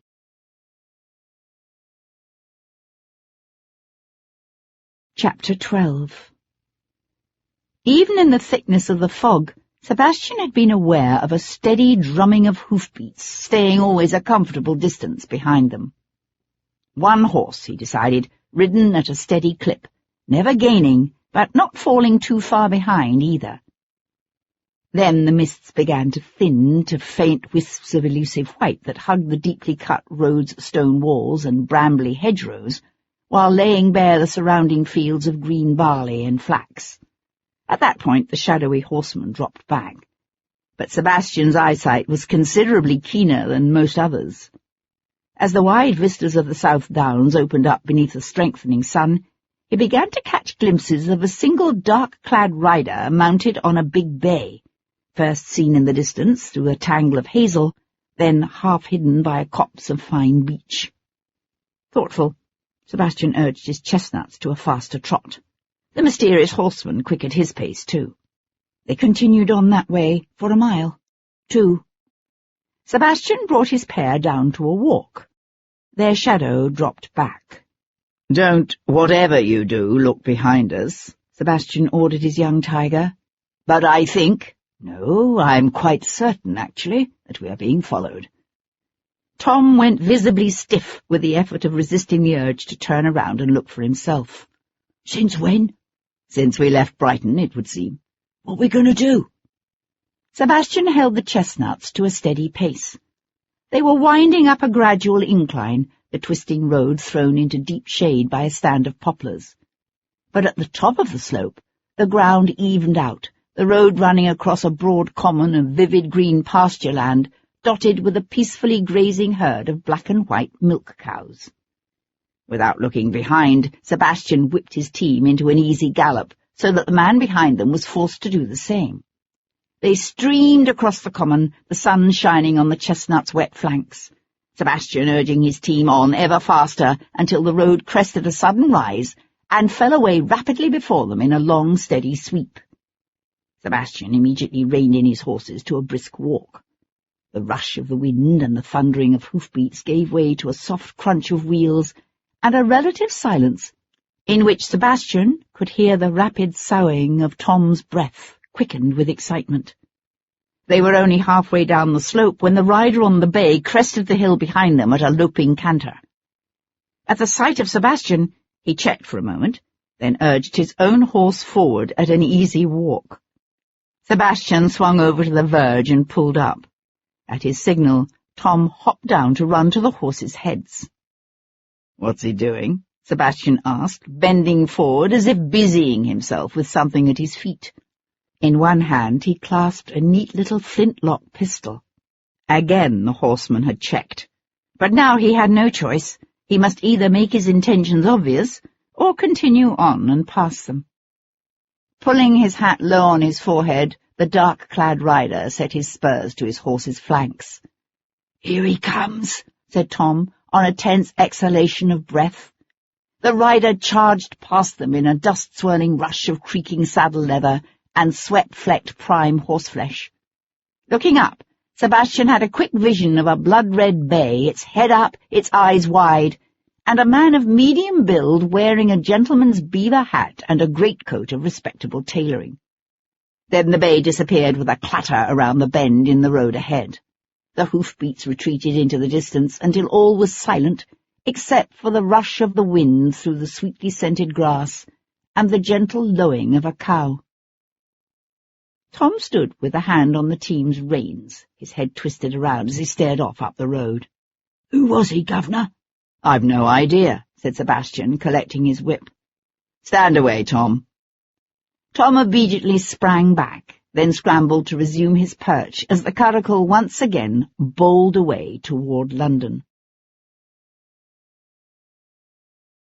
They reached town just after midday. The great-coated rider on the big bay was not seen again. Sebastian's own house lay on Brook Street, just off New Bond Street, but that was not his first destination. Drawing up before an elegant little townhouse in Harwich Street, Sebastian handed the reins to Tom and said, "Stable them." The maid who opened the door was a mousy creature with thin, bony shoulders and pale, unsmiling features. At the sign of Sebastian she sniffed, and looked as if she'd shut the door in his face if she could. "Miss Pauline is still abed." "Good," Sebastian said cheerfully, already taking the steps 2 at a time. "No need to interrupt whatever you were doing, Elspeth," he added, although she remained rooted in the entry hall, her head tipping back as she continued to glower up at him. "I'll announce myself." The door to the front bedchamber on the second floor was closed but not latched. Sebastian pushed it open, the painted panels swinging into a room of blue satin hangings and heavy shadows. A woman lay in the bed, a beautiful young woman with rich brown hair that spread out over the pillows in a glossy wave. Her name was Cat Boleyn, and at the age of 23 she had already been the toast of the London stage for several years now. She was also the love of Sebastian's life. As he drew nearer, he saw that she was awake, her blue eyes crinkling lightly at the corners with a subtle smile. her shoulders bare where they showed above the fine linen sheets. "Poor Elspeth," she said. Shrugging out of his many-caped driving coat, Sebastian swung it onto a nearby chair and tossed his hat, whip, and gloves after it. "Why on earth do you keep such a Friday-faced creature about the place?" Kat reached long, naked arms over her head in a lazy stretch. "She's not Friday-faced with me."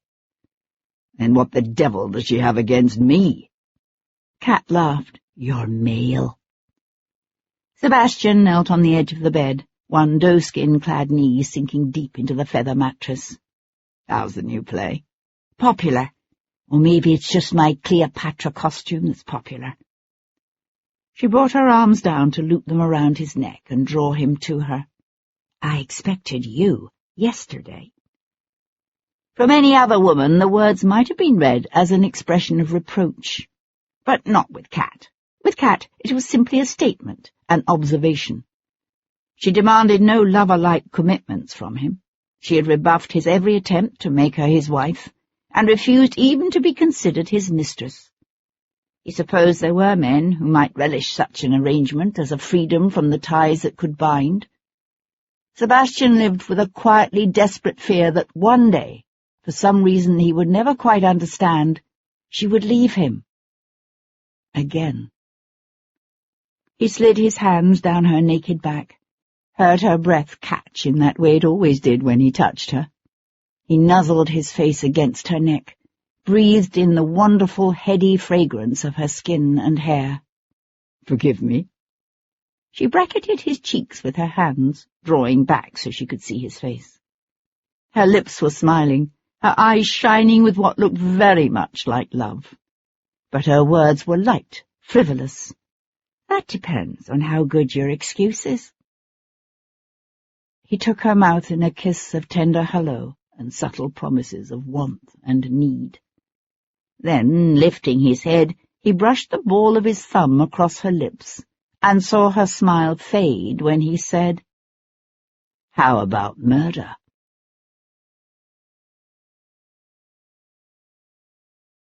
Chapter 13.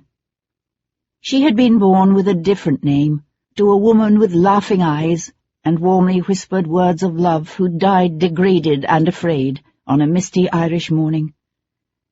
Sometimes, especially in the early hours, when darkness was only just giving way to dawn, Kat would imagine she could feel the soldier's rough hands upon her, feel the fibrous bite of the rope at her own throat, the breath of life slowly squeezing from her. She would awake gasping, the terror in her mind dark and fierce. But she was not her mother. She would not die her mother's death, and she would not live her life in fear. For 10 years now she'd been Kat Boleyn. There'd been a time when she'd known poverty and desperation, before the whimsies of fame and adoration had changed all of that. And for 7 of those years she had loved this man, Sebastian St. She turned her head, a smile warming her heart at the sight of his familiar, beloved features, and darkly dishevelled hair framed by the crisp white linen of her pillow. She had loved him since she was 16 and he was 21, when they were both still young and naive enough to believe that love was more important than anything at all, before she'd understood that one made choices in life, and that some choices carry a price too grievous to bear. She knew better now. She knew that love could be selfless as well as greedy, and that sometimes the greatest gift that one can give one's beloved is to let him go. She realized his eyes were open, watching her. In a few minutes he would leave her bed, and she would send him into the afternoon sunshine with a careless caress and light words that asked and gave no promises. She touched her fingertips to his bare shoulder, and he reached for her, strong hands gliding up her back to draw her beneath him. She went to him with a sigh, her eyes closing as she allowed herself to pretend for one shining moment out of time that all those things that matter so much, like honor and loyalty, duty and betrayal, mattered not at all. The necklace lay cool against Kat's palm. It was an unusual piece, 3 interlocking almond-shaped silver ovals set against a smooth bluestone disc. Once, this necklace had belonged to Sebastian's mother. Cat had heard stories about the beautiful countess with the golden hair and dancing green eyes who'd been lost at sea off the coast of Brighton one summer when Sebastian was a child. Now the necklace had reappeared, around the throat of a murdered woman. Flipping the pendant over, Cat traced the old entwined initials A.C. and J.S. As Devlin moved around her bedchamber, assembling his clothes and drawing on his breeches and shirt, he told her the legend he'd grown up hearing about the mysterious Welshwoman who had once possessed the necklace, but had given it away to the handsome, ill-fated prince she loved.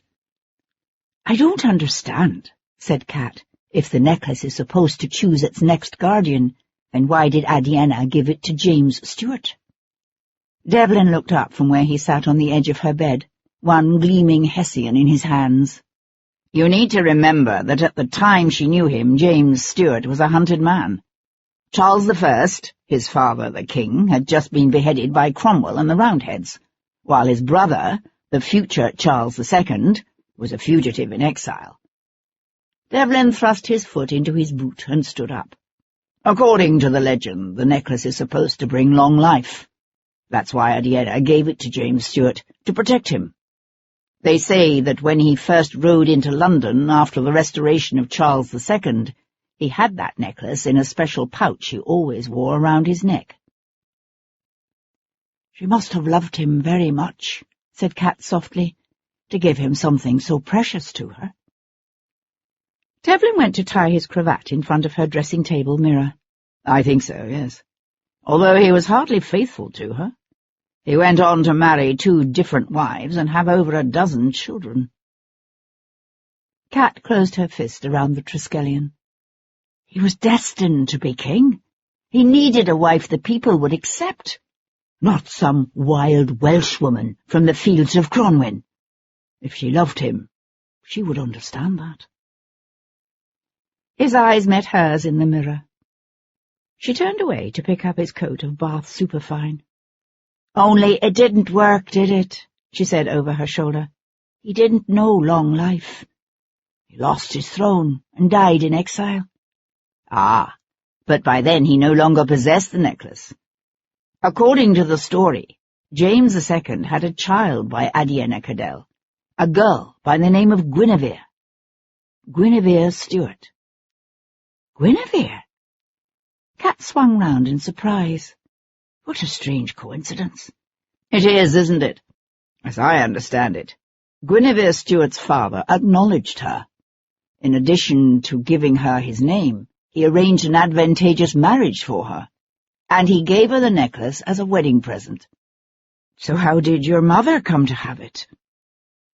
Devlin shrugged his shoulders into the coat she held out for him.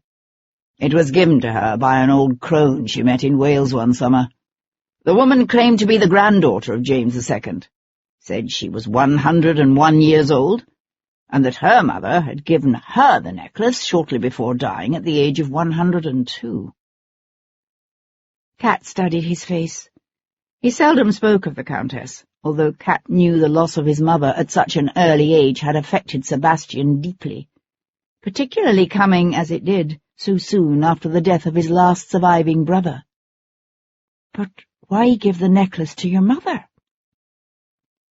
A shadow shifted in the depths of his tawny eyes. He turned away abruptly.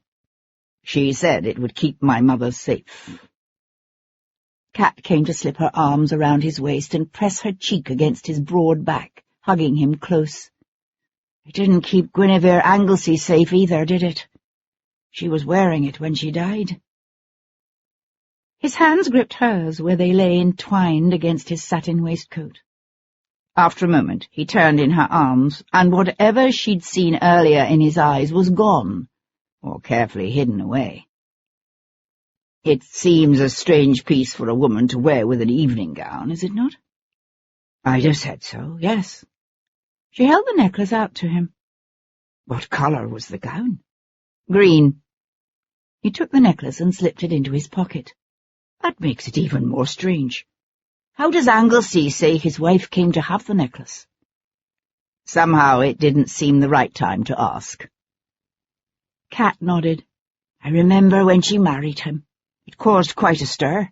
She was so young and beautiful." Devlin's lips curled up into an ironic smile, whereas he was simply very rich, and a marquis, of course. "Do you think he killed her, or had her killed? If she was playing him false with the regent, it would seem to give him a motive, not only to murder his wife, but to leave her body in a way that would implicate the man who was cuckolding him. If she was playing him false with the regent, or if he thought she was. Anglesey didn't need to agree to allow Paul Gibson to perform an autopsy on his wife's body," Cat pointed out. "The fact that he did would seem to suggest that he has nothing to hide. Perhaps we'll know more when Gibson's had a chance to do a thorough post-mortem." Devlin went to pick up his driving coat.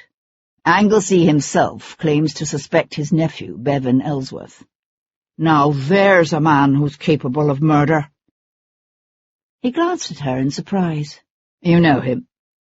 "He had one of the chorus girls from the theatre in keeping last year. She found him charming, and unpredictably vicious." "That sounds like Ellsworth, all right." He threw his coat over his arm, then hesitated in a way that was unusual for him. Cat tipped her head, a smile playing about her lips as she studied his face. "Out with it." His eyes widened in a parody of innocence. "Out with what?" She came to take his hat and set it at a rakish angle on his head. "Whatever it is you're circling around to asking me to do." He smiled and caught her to him to nuzzle her neck in a way that made her laugh. "Well, there is one little thing."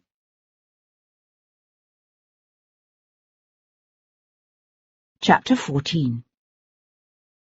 They were called the Upper 10,000, that small cadre of men and women of birth and fortune who formed the top crust of English society, and occupied the manor houses and grand estates that were the sine qua non of English respectability.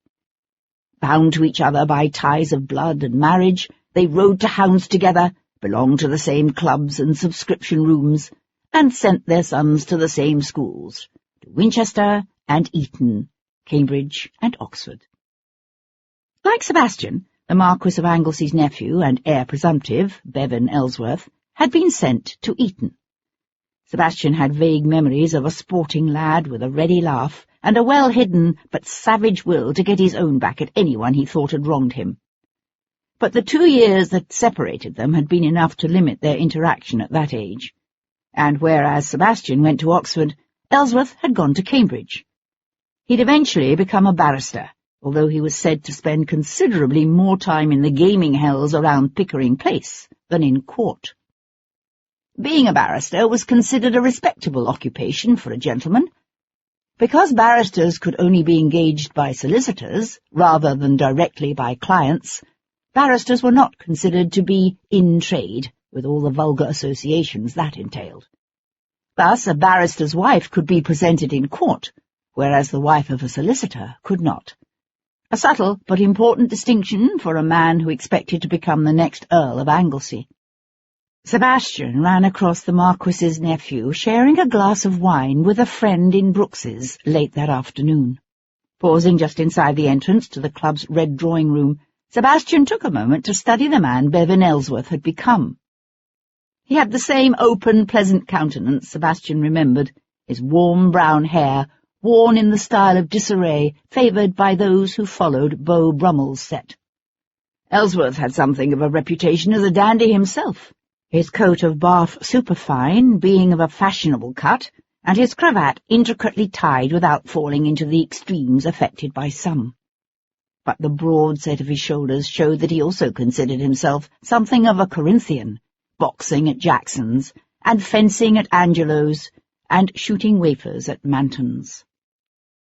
The gentleman beside him, a fair-skinned man with flaxen hair and an exaggerated neckcloth, looked vaguely familiar, although Sebastian couldn't quite place him. Snagging a glass of Madeira from a passing waiter, Sebastian went to slouch with deliberate insouciance into the empty seat opposite the two men.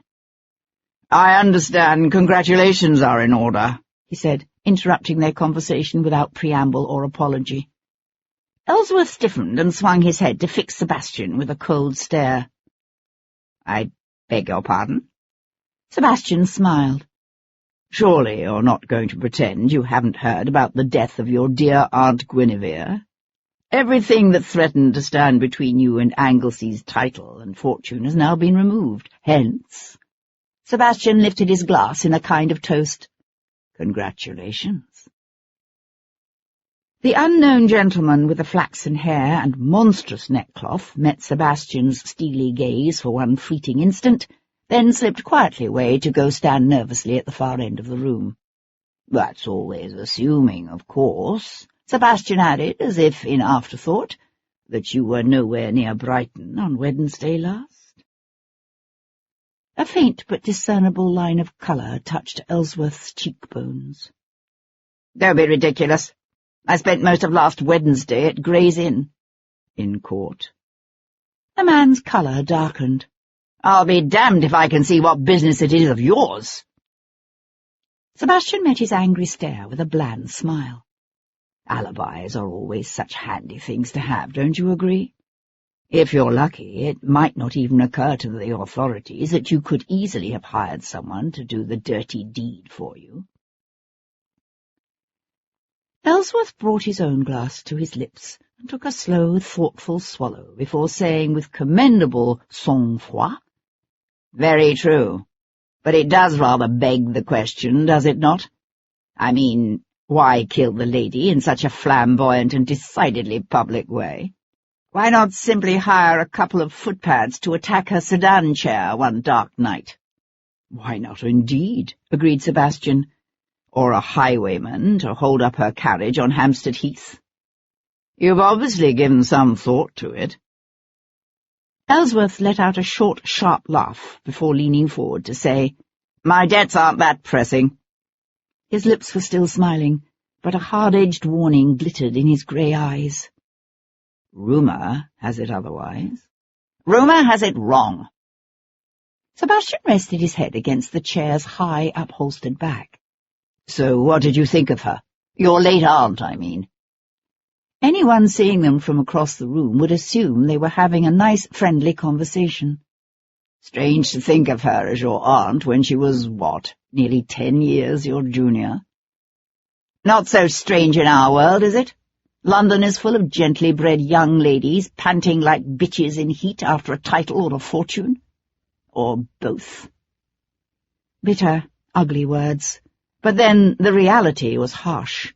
Firstborn sons, men of wealth and title, were shamelessly pursued and fought over, while younger sons and sons of younger sons, such as Ellsworth, were seen as dangerous pariahs to be shunned, guarded against, despised. "And the young Lady Guinevere wanted both," said Sebastian. "A prime article like her? Why should she settle for anything less?"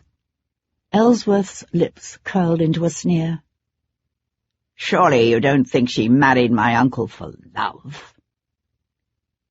Sebastian studied the brooding, angry lines of the other man's face. He was remembering the time, years ago at Eton, when some baronet's son had eased Ellsworth out of the captainship of his house's football team. 2 weeks later, in a rough and confused tumult of play, the boy's arm had been broken so badly he had to be sent home for the rest of the year. There were whispers at the time that Ellsworth had deliberately snapped the boy's arm, although of course nothing could ever be proved. Sebastian heard later that the boy's arm never did heal right. "And your uncle," said Sebastian, "did he have reason to regret his marriage, do you think?" Ellsworth gave a harsh laugh. "What, apart from the fact she was playing him false?" Sebastian had half expected it, and still the words troubled him more than he could have explained.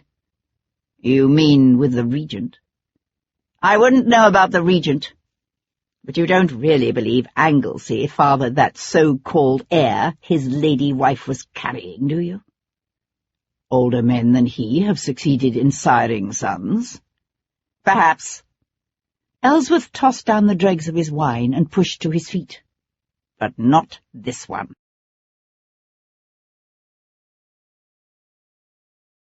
Chapter 15.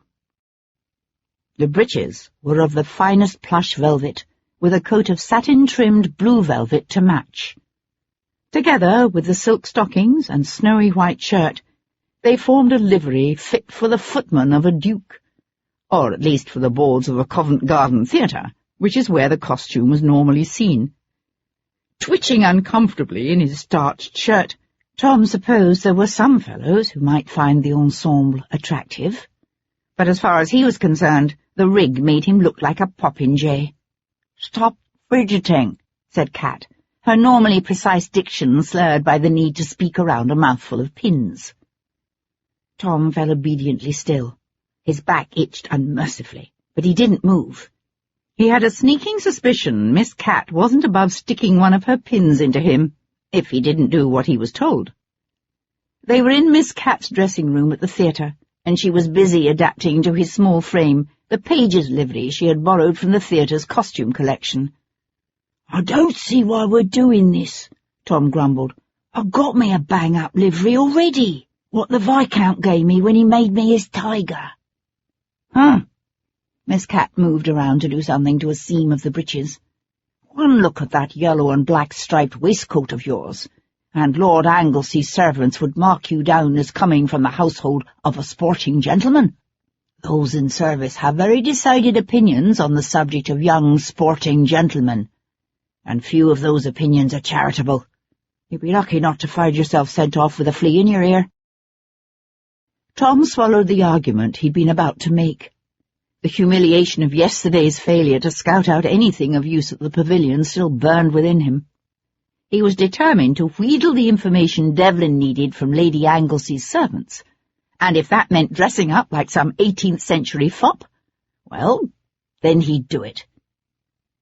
Tom craned his neck to get a better look at the scene Miss Cat was taking in.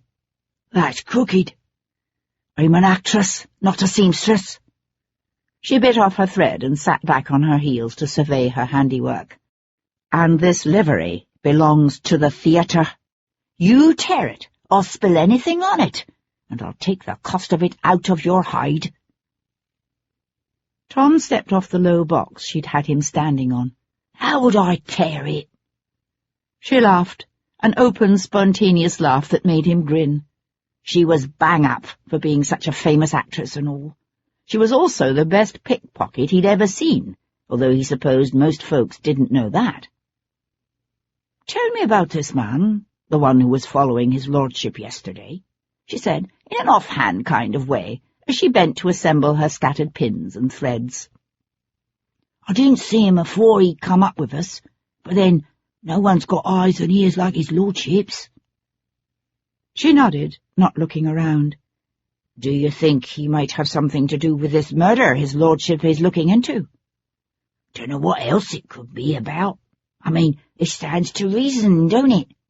You go poking around in a murder, you're liable to stir up some very desperate people." Tom thought it was all pretty exciting, but then he got a look at Miss Cat's face and he suddenly regretted having said so much. He snatched up the ridiculous scrap of satin and velvet that was supposed to serve him as a hat. "Well, I'm off then." Her face cleared so suddenly he was left wondering if he'd simply imagined the troubled shadows he thought he'd seen there. "Remember," she told him, as he balanced the tricorn on his head and started to dash off, "no scuffling with the Link boys." She raised her voice to shout after him, "And no eating or drinking." The Marquis of Anglesea's townhouse was an enormous pile on Mount Street. Tom stood on the flagged sidewalk, his neck aching as he tipped his head to look up 4 stories and more to the stately house's pedimented grey slate roof. The Marquis himself was obviously still in Brighton, for the knocker was off the door. But his servants had already draped the house in mourning, festooning the tall, silent windows with crape, and hanging a black wreath on the entrance. Adjusting his starched stock, Tom marched up the short flight of steps and used his fist to beat a lively tattoo on the shiny black-painted panels of the front door. When there was no answer, he pounded harder. Beside him, an iron railing separated the main front door from the area steps that led down to the service entrance. When Tom knocked a third time, the service door jerked open, and a middle-aged woman with a bulbous red nose, plump cheeks, and wiry grey hair covered by an old-fashioned mob cap stuck out her head and peered up at him. "What are you doing there, lad? Can't you see the knockers off the door?" Tom held up the folded, sealed letter Miss Cat had prepared for him. The letter was empty, of course, but then he had no intention of giving it to anyone. "I've got a message here for Lord Anglesey from Sir James Aston. He says I'm to give it into Lord Anglesey's hand and no one else's. Only how am I supposed to get anyone's attention when there's no knocker?" The woman let out a snorting laugh. "You're new to service then, aren't you? Don't you know what it means when the knocker's down? It means the family ain't in residence. You'll either have to leave your message or take it back to your Sir James and tell him the Marquis ain't expected till nightfall." Tom blew out a long breath and lifted his page's cap to swipe one forearm across his brow. He didn't need to pretend to sweat. The velvet was fiendishly heavy, and the sun was out in earnest now, blazing down unnaturally hot for a June day. "Oh, Lordy," he said, making his voice pregnant with weariness. "I was hoping to be able to sit a spell and maybe get something to drink while his lordship was writing his answer."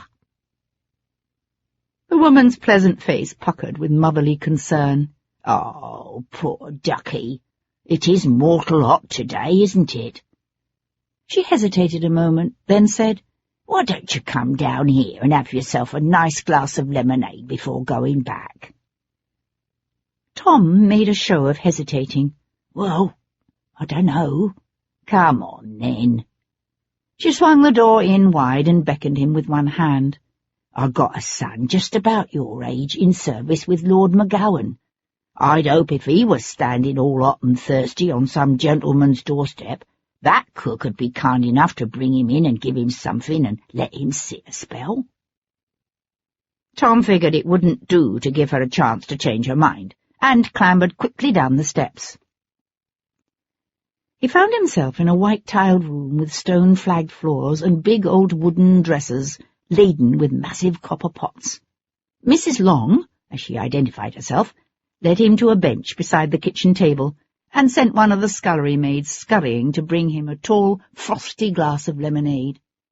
Mindful of Miss Cat's dire warning, Tom thrust his neck out and drank very, very carefully.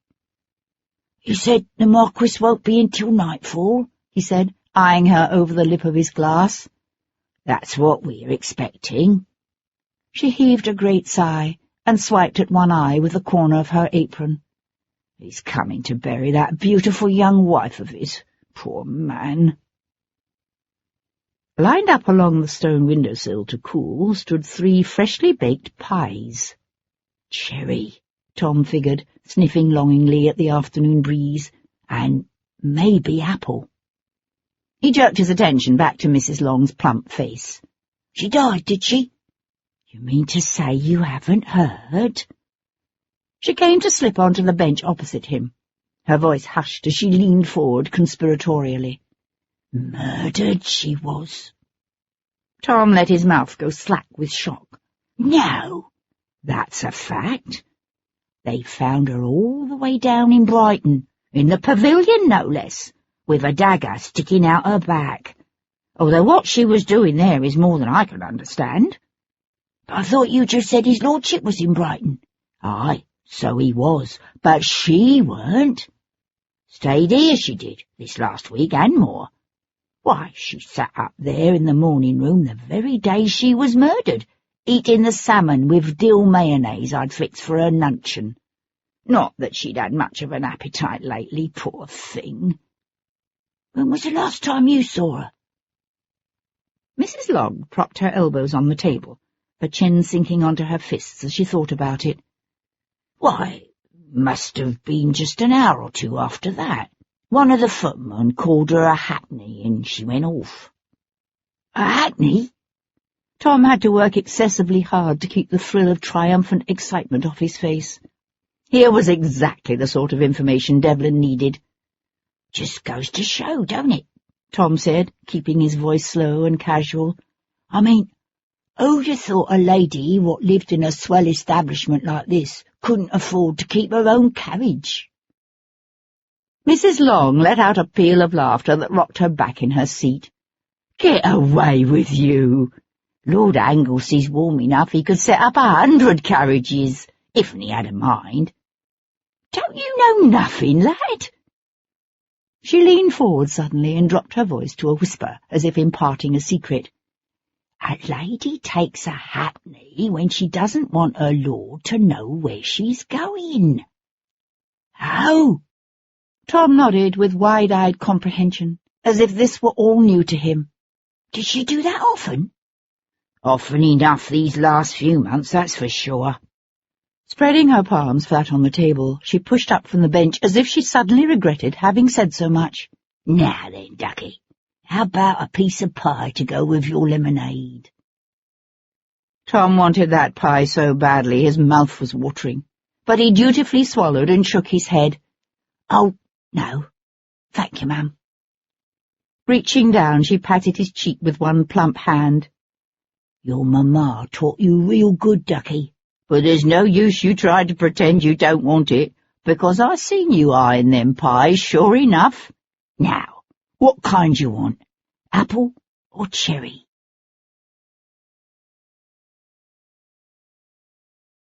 Chapter 16. Sebastian spent what was left of the afternoon at the Inns of Court and the seedy gambling establishments around Pickering Place. It didn't take him long to discover that Bevan Ellsworth had indeed put in a rare appearance in the legal district on Wednesday. But his activities that day had been erratic, culminating in an evening spent at a hell just off Pickering Place.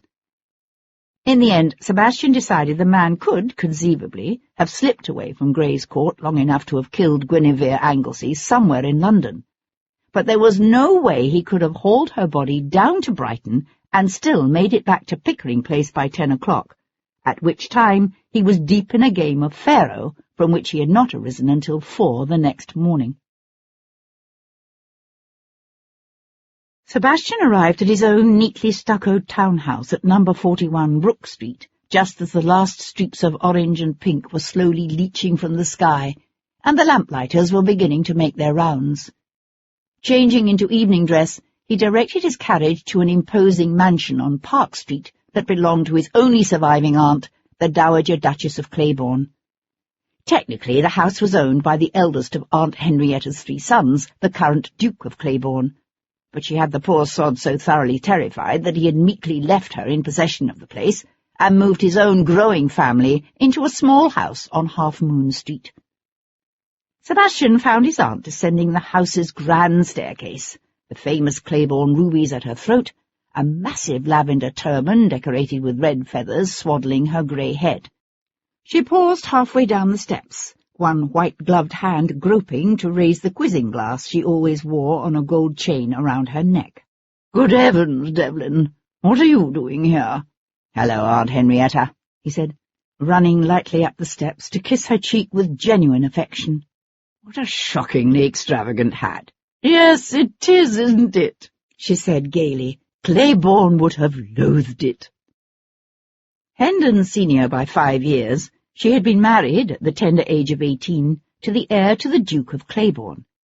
It was considered quite a feat of matrimonial manoeuvring at the time, for the former Lady Henrietta St.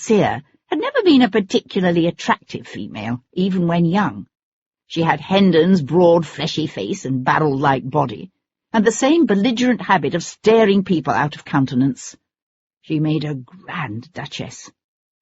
"I was just on my way to the Seatons' dinner party," she said, leaning her weight on the silver-headed cane she carried mainly for effect. "As of my last reckoning, Claiborne has been dead 2 years and 6 hours. I gave the man 4 children, 51 years of marriage and 2 full years of mourning. And now I intend to enjoy myself." "I wasn't aware of the fact you ever did anything else," said Sebastian, following her into the drawing-room. She gave a delighted chuckle. "Pour me some wine."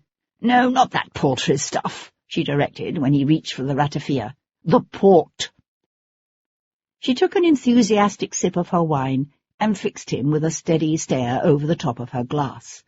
"Now, what's this Hendon tells me about you involving yourself in the death of that poor unfortunate woman down in Brighton?" Sebastian nearly choked on his own wine. "When did you see my father?" "Today, in Pall Mall. They've all come back to London. Percival and Hendon, Pliny and Jarvis, even that ridiculous Comte de Lille, as he calls himself. Although how he could expect anyone to consider him the rightful king of France when he hasn't even got the gumption to call himself Louis XVIII is more than I can see. Anyway, it seems Pliny's taken such a turn over what happened in the pavilion that his doctors thought it best to remove him from Brighton for a time. Not that he's likely to get much rest at Carlton House, what with all the preparations for this grand fête he's giving next week. Imagine giving a grand dinner to celebrate your ascension to the Regency. Might as well celebrate the poor old king's descent into madness. I've a good mind not to go." It was an idle threat, as Sebastian well knew. The Prince Regent's grand fête was certain to be the most talked-about social event of the decade. Aunt Henrietta would never miss such a spectacle. She paused to draw breath and take another sip of her wine, which gave Sebastian the opportunity to say, "Tell me, Aunt, what do you know of Lady Guinevere?" She looked up, a sparkle in her vivid blue eyes. "So that's why you're here, is it? Interested in discovering if the poor child was hiding some nasty little secret?" "Her, or someone close to her." "Well, let me see." His aunt went to settle herself in a comfortable chair beside the empty hearth. "She was well born on her father's side. He was the Earl of Athelstan, you know, a Le Cornu. The family goes back to the Conqueror." Sebastian smiled. Bright, caustic, and irrepressibly inquisitive, Aunt Henrietta was one of the grandes dames of society. She might have been in mourning for 2 years, but nothing short of her own death would interfere with her ability to keep abreast of the latest on dit. "And her mother?" Aunt Henrietta frowned. "I don't know much about her. She was the Earl's second wife, I believe. Or was it his third? At any rate, she didn't survive long enough for him to bring her to London. Good God, how many wives did he have? 5. The man was a regular Bluebeard. The first 4 all died in childbirth. Gave him nothing but girls, too, which is why, I suppose, he kept at it. Managed it in the end, though. The new Earl's about 10, I believe."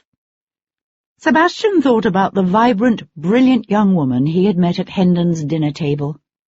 What must it have been like for her, he wondered, growing up with a succession of stepmothers and a father desperate for a son? "Lady Guinevere came out the same year as Emily's eldest, you know," his aunt was saying. At the mention of her daughter Emily, Aunt Henrietta's lips pursed into a frown. As far as Aunt Henrietta was concerned, Emily had not married well, an act of folly for which her mother had never quite forgiven her. "She was quite the sensation of the season. I mean, Lady Guinevere, of course, not Emily's eldest. I'm afraid that poor child takes after Emily far too much to ever have had much of a chance of going off well, even if she had been well dowered, which of course she was not. But Guinevere, she was quite the toast of the town. Not much of a fortune there either, I must admit, but the girl was a regular diamond of the first water, with plenty of spirit. A bit too wilful, perhaps, for some, but then I'm not one who's partial to these mealy-mouthed misses one encounters far too often these days." "Any scandal attached to her name?" "None that I ever heard of." "None? A beautiful, vivacious 21-year-old woman married to an unwell 67-year-old man? No whispers of a young lover?" The very suggestion seemed to affront his aunt. "I should think not. Headstrong and unorthodox Lady Guinevere might have been, but she was no shameless hussy, however I hear things looked on Wednesday last in the pavilion." She knew what was expected of a woman of her station, and it's a shabby creature indeed who indulges in that sort of thing before she has managed to present her lord with an heir. Sebastian took a slow sip of his wine. You say she has sisters? 2 who survived, each from different mothers. The youngest must still be in the schoolroom in Wales. But you may know the eldest, Morgana. She was never the beauty Guinevere was, I'm afraid, and she has the disposition of a Rottweiler. It's amazing she managed to marry at all, let alone do it as well as she did. Sebastian smiled. Who'd she catch? Lord Quinlan. Of course he's a mere baron as opposed to a marquis, and his fortune can't begin to compare to Anglesy's. But still. Until Guinevere married so splendidly, Morgana was considered to have done quite well for herself. Athelstan's estates were never particularly extensive, and he didn't manage them as well as he might have. Neither of the girls had much in the way of a dowry. I believe Athelstan settled everything he could on the boy. Again, her words hinted at a less than idyllic childhood. What kind of animosities must have brewed in the schoolroom of that death-haunted estate on the coast of Wales, Sebastian wondered. 3 girls from 3 different mothers, the eldest plain and ill-natured, the middle one beautiful and appealing. He suddenly wanted very much to hear what Morgana might have to say about her sister. "Where would I be likely to find her tomorrow?" he asked. "Lady Quinlan, I mean." Aunt Henrietta drew her chin back against her fleshy neck in a way that made her look more like Hendon than ever. "Well, let's see. Morgana considers herself something of a blue-stocking. She is forever attending lectures at the Royal Academy, prosing on about electrical currents and steam engines and such nonsense. I should think she'd be likely to attend this balloon ascension we've been hearing so much about." "Balloon ascension? Where?" "Good heavens! As if I would know." Draining her wine, she set the glass aside and pushed to her feet. "Now, you must be off. I've a party to attend." Sebastian stood in the shadows of his empty box at Covent Garden Theatre and watched as Cat, splendid in the regal diadem and filmy trappings of Shakespeare's Cleopatra, swept onto the stage below. He knew she couldn't see him. Yet somehow she must have sensed he was there, because for a moment she paused, her head turning toward him, and a brilliant smile flashed across her face. A smile meant just for him. He stayed some minutes simply for the pleasure of watching her. But before the curtain came down for the entr'acte, he turned to make his way backstage. He was starting to worry about Tom, and he wanted to ask Kat if she'd seen the boy. But as he pushed his way past the fashionable impures and the groups of town bucks ogling them, he spotted a small boy in tiger's livery hovering near the corridor. "Where the devil have you been?" demanded Sebastian, collaring his tiger. "I was about to send around to the watch-houses to see if you'd been taken up." Tom tightened his hold on the brown paper-wrapped package in his arms. "I've been waiting for them to finish cleaning Miss Cat's costume." "Cleaning?" repeated Sebastian ominously. "It's as good as new, I promise," he said hastily, then added, "Almost." "Almost?" Tom's shoulders drooped. "I should have told her I'd have the apple."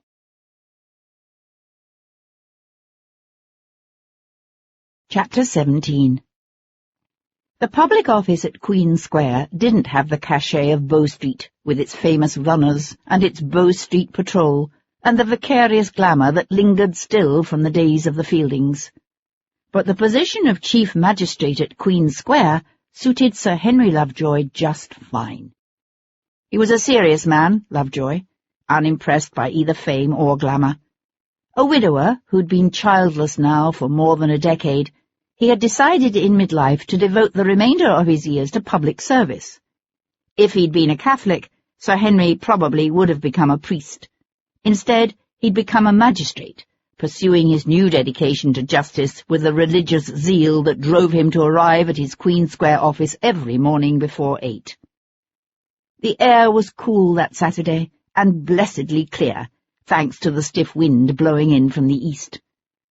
Pausing in a slice of sunshine on the corner across from the public office, Lovejoy bought a muffin from a baker's boy, then hesitated, his attention caught by a tall young man in an elegant chapeau bras and cape, making his way through the crowd of street hawkers and milkmaids.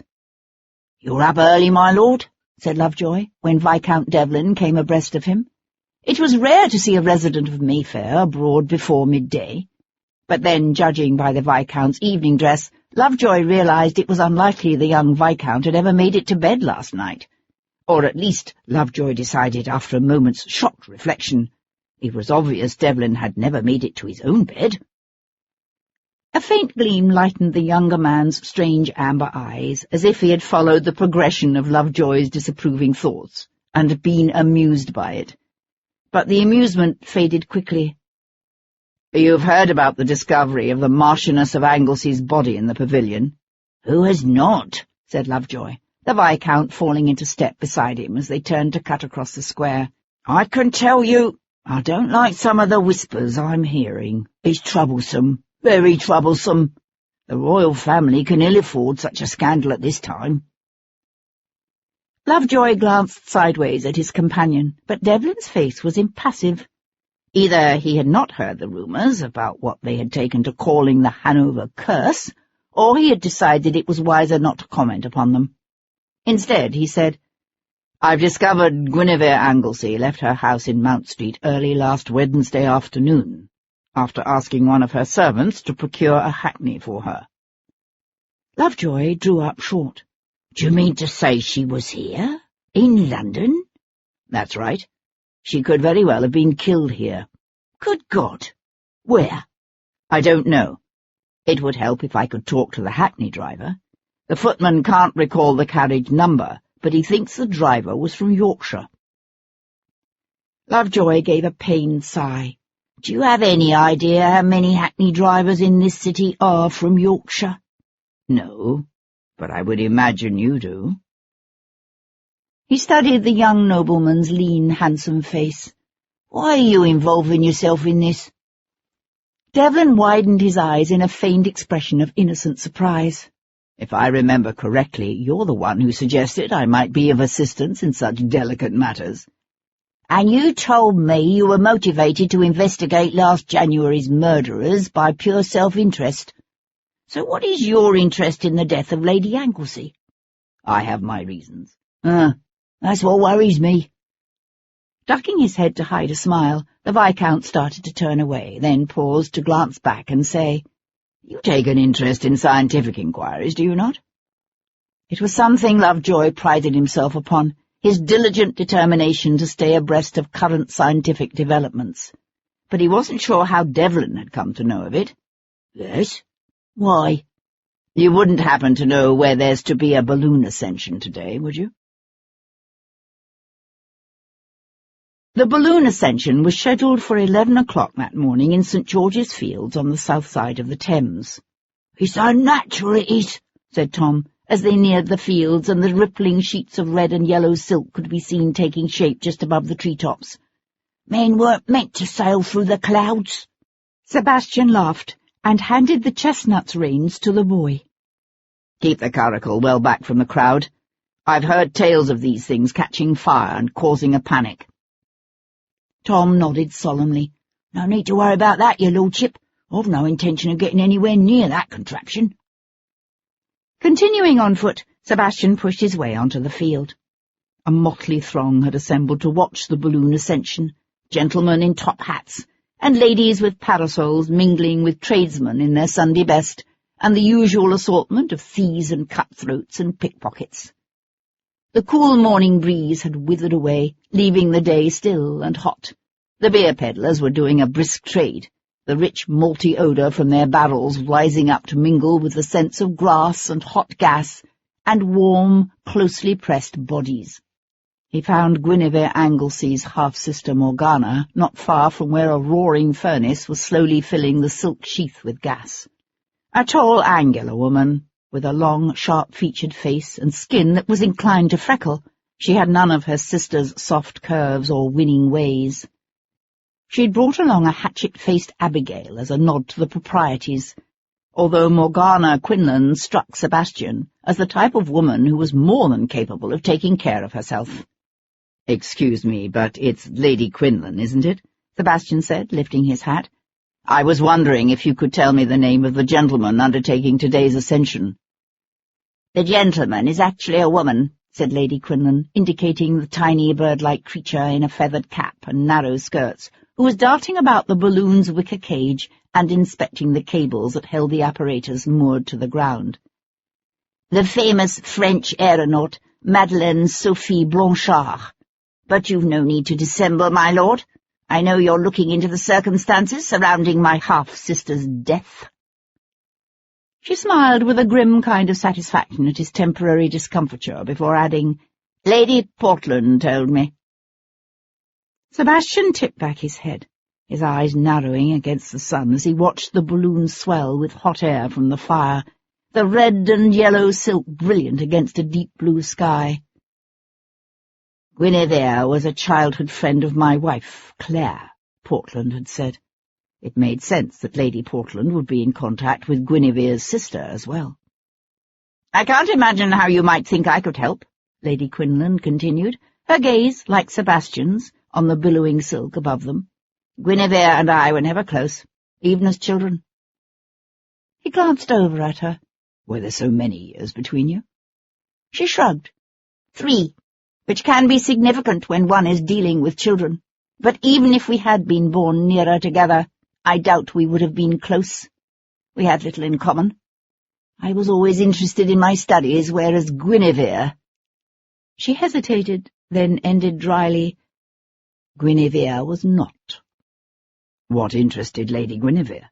"The cliffs above the sea, my father's horses, the workings of the abandoned mines in the hills behind Athelstan Hall. In short, everything but the information that could be found between the covers of a schoolbook. She roamed the countryside as freely as if she was some cotter's child." "Or a boy?" Morgana turned her head to meet his gaze. "Or a boy. She was always headstrong. I suppose it was easier for our governesses to simply let her go than to try to fight with her."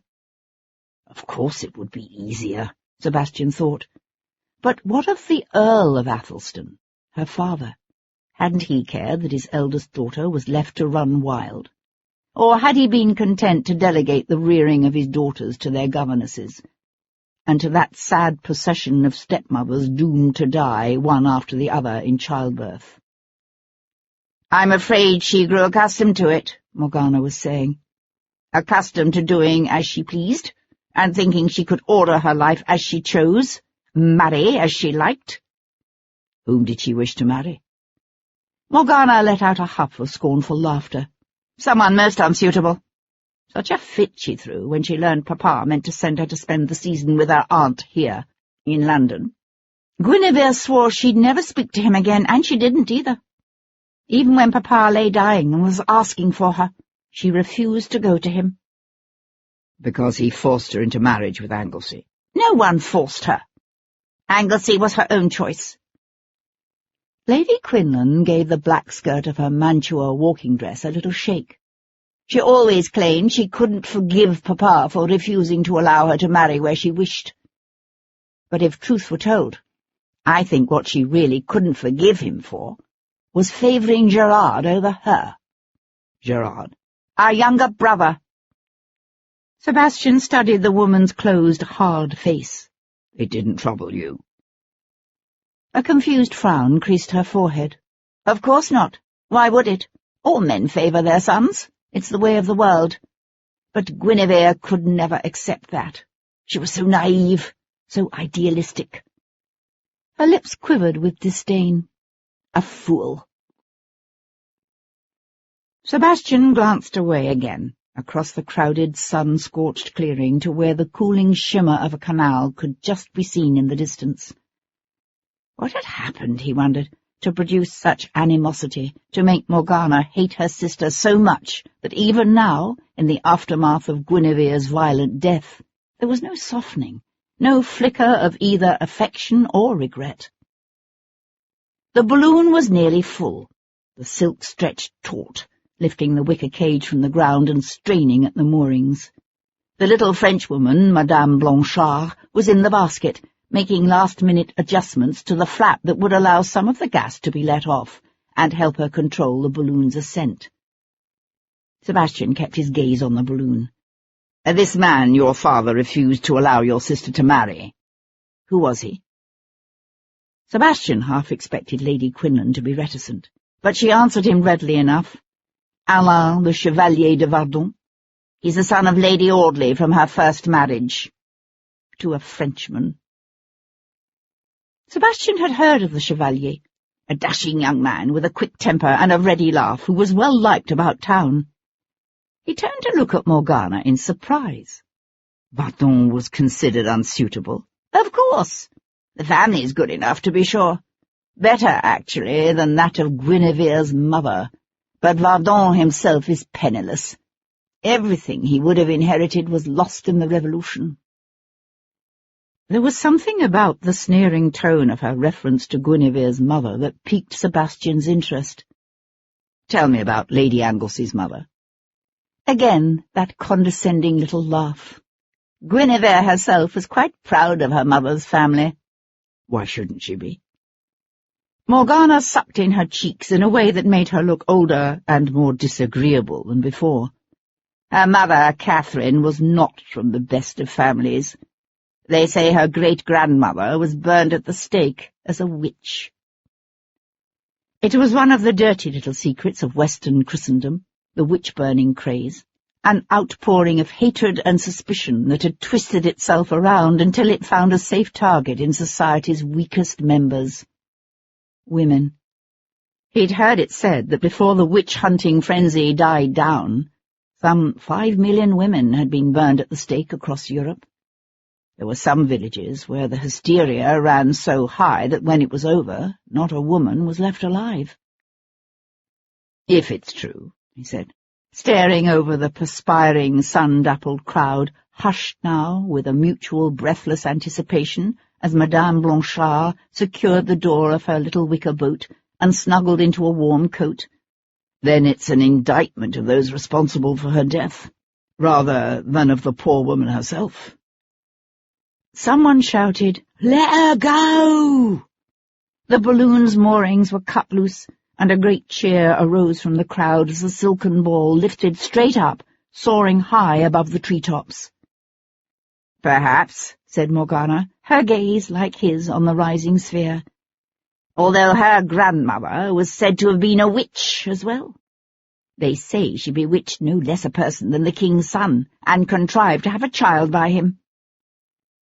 Some 600 or 700 feet overhead, the balloon caught a current and began to drift rapidly away to the west, the sun bright on its taut silken skin, the basket, with its little Frenchwoman, growing so small as to become nearly indistinct. Watching it, Sebastian knew a strange sense of dislocation. There was a roaring in his ears, and his cheeks felt suddenly flushed as if he were hot. "Which prince?" he asked, although he knew the truth even before she answered him. Knew it deep in his gut, where all certainty lies. "James Stuart, the one who later became James II.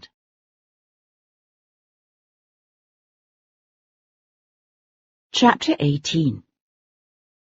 "It must be a coincidence," said Paul Gibson some half an hour later. "What can James II possibly have to do with that poor young woman's murder?" They were in the weed-choked yard that stretched between Gibson's house and surgery to the front, and the small stone building at the rear he used for dissections and autopsies. Sebastian sat on a nearby stone bench, a pint of ale in hand, while the surgeon busied himself with something boiling in a large pot of water over an open fire-pit.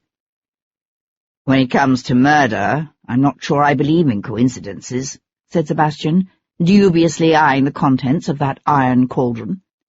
Gibson gave the pot a brisk turn with a ladle, and something surfaced, something that looked suspiciously like a human arm bone.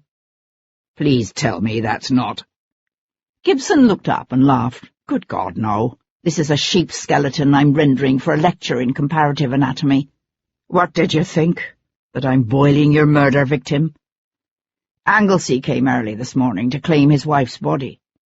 I think he was planning to bury her today rather than wait for this evening. Gibson reached to throw another scuttleful of coals on the fire, then wiped his sleeve across his forehead.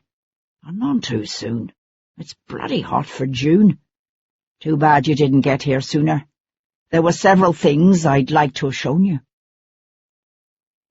Sebastian had seen enough dead bodies during the war. Given a choice, he decided he'd rather try to remember Guinevere Anglesey as the beautiful, vibrant woman she'd once been, without having to reconcile that with images of a dissected cadaver some 72 hours dead. The fire began to smoke, and Gibson knelt awkwardly beside it to poke at it with a stick. If, as you say, the Marchioness left her house in Mount Street by Hackney just after luncheon on Wednesday, then she must have been killed here in London, or someplace very near. There simply wouldn't have been time for her to have driven all the way down to Brighton. You're certain she died in the early afternoon? Gibson nodded. Or that morning. No later. My guess is that after she was killed, someone packed her body in ice and loaded it in a cart or carriage and hauled her down to Brighton. After death, the blood in a body responds to the pull of gravity. If a body is left lying on its back for hours immediately after death, then all the blood will pool in the back and on the undersides of the arms and legs, making them appear purple. As happened with Guinevere, yes. Sebastian stared across the yard to where a neglected old rose was blooming its heart out in a sun-spangled froth of delicate pink. The sound of bees could be heard, a low hum that mingled with the whisper of the wind through the chestnut tree overhead. Was she with child? He asked. I'm afraid so. The child would have been born sometime in November. Gibson sat back on his heels. It was a boy, incidentally. Sebastian nodded. And the dagger in her back was placed there some hours after she was poisoned. Sebastian drew in a quick breath. Poisoned? I think so. We've no test to detect it after death, but I suspect cyanide. Her skin was very pink, if you remember. There is sometimes a lingering bitter almond scent, but not after so many hours. It acts very quickly, in 5 or 10 minutes with a sufficient dose. The death it produces is quite painful, and very messy. You mean it induces vomiting? Yes, among other things. But there was no trace of any of that. That's because after she died, her body was bathed and then redressed in someone else's gown. Sebastian shook his head, not understanding. How do you know it wasn't her gown? That's easy. It was too small. Laying aside his stick, Gibson rose with a lurch to disappear into the small stone building. He reappeared again a moment later, with the gown in his hands. Guinevere Anglesey was an unusually tall woman, 5'8" at least. He shook out the folds of green satin and held it up. This dress was made for a slightly smaller woman, still tall, but probably no more than 5'5" or 6 and less buxom. That's why the tapes were undone and the sleeves shoved down on her shoulders. It simply didn't fit. Sebastian reached to take the evening gown into his hands. And her undergarments. There weren't any. Sebastian looked up at his friend. It wasn't unknown for courtesans, or even ladies such as the scandalous Caroline Lamb, to dispense with the light stays and thin chemise typically worn beneath their filmy gowns.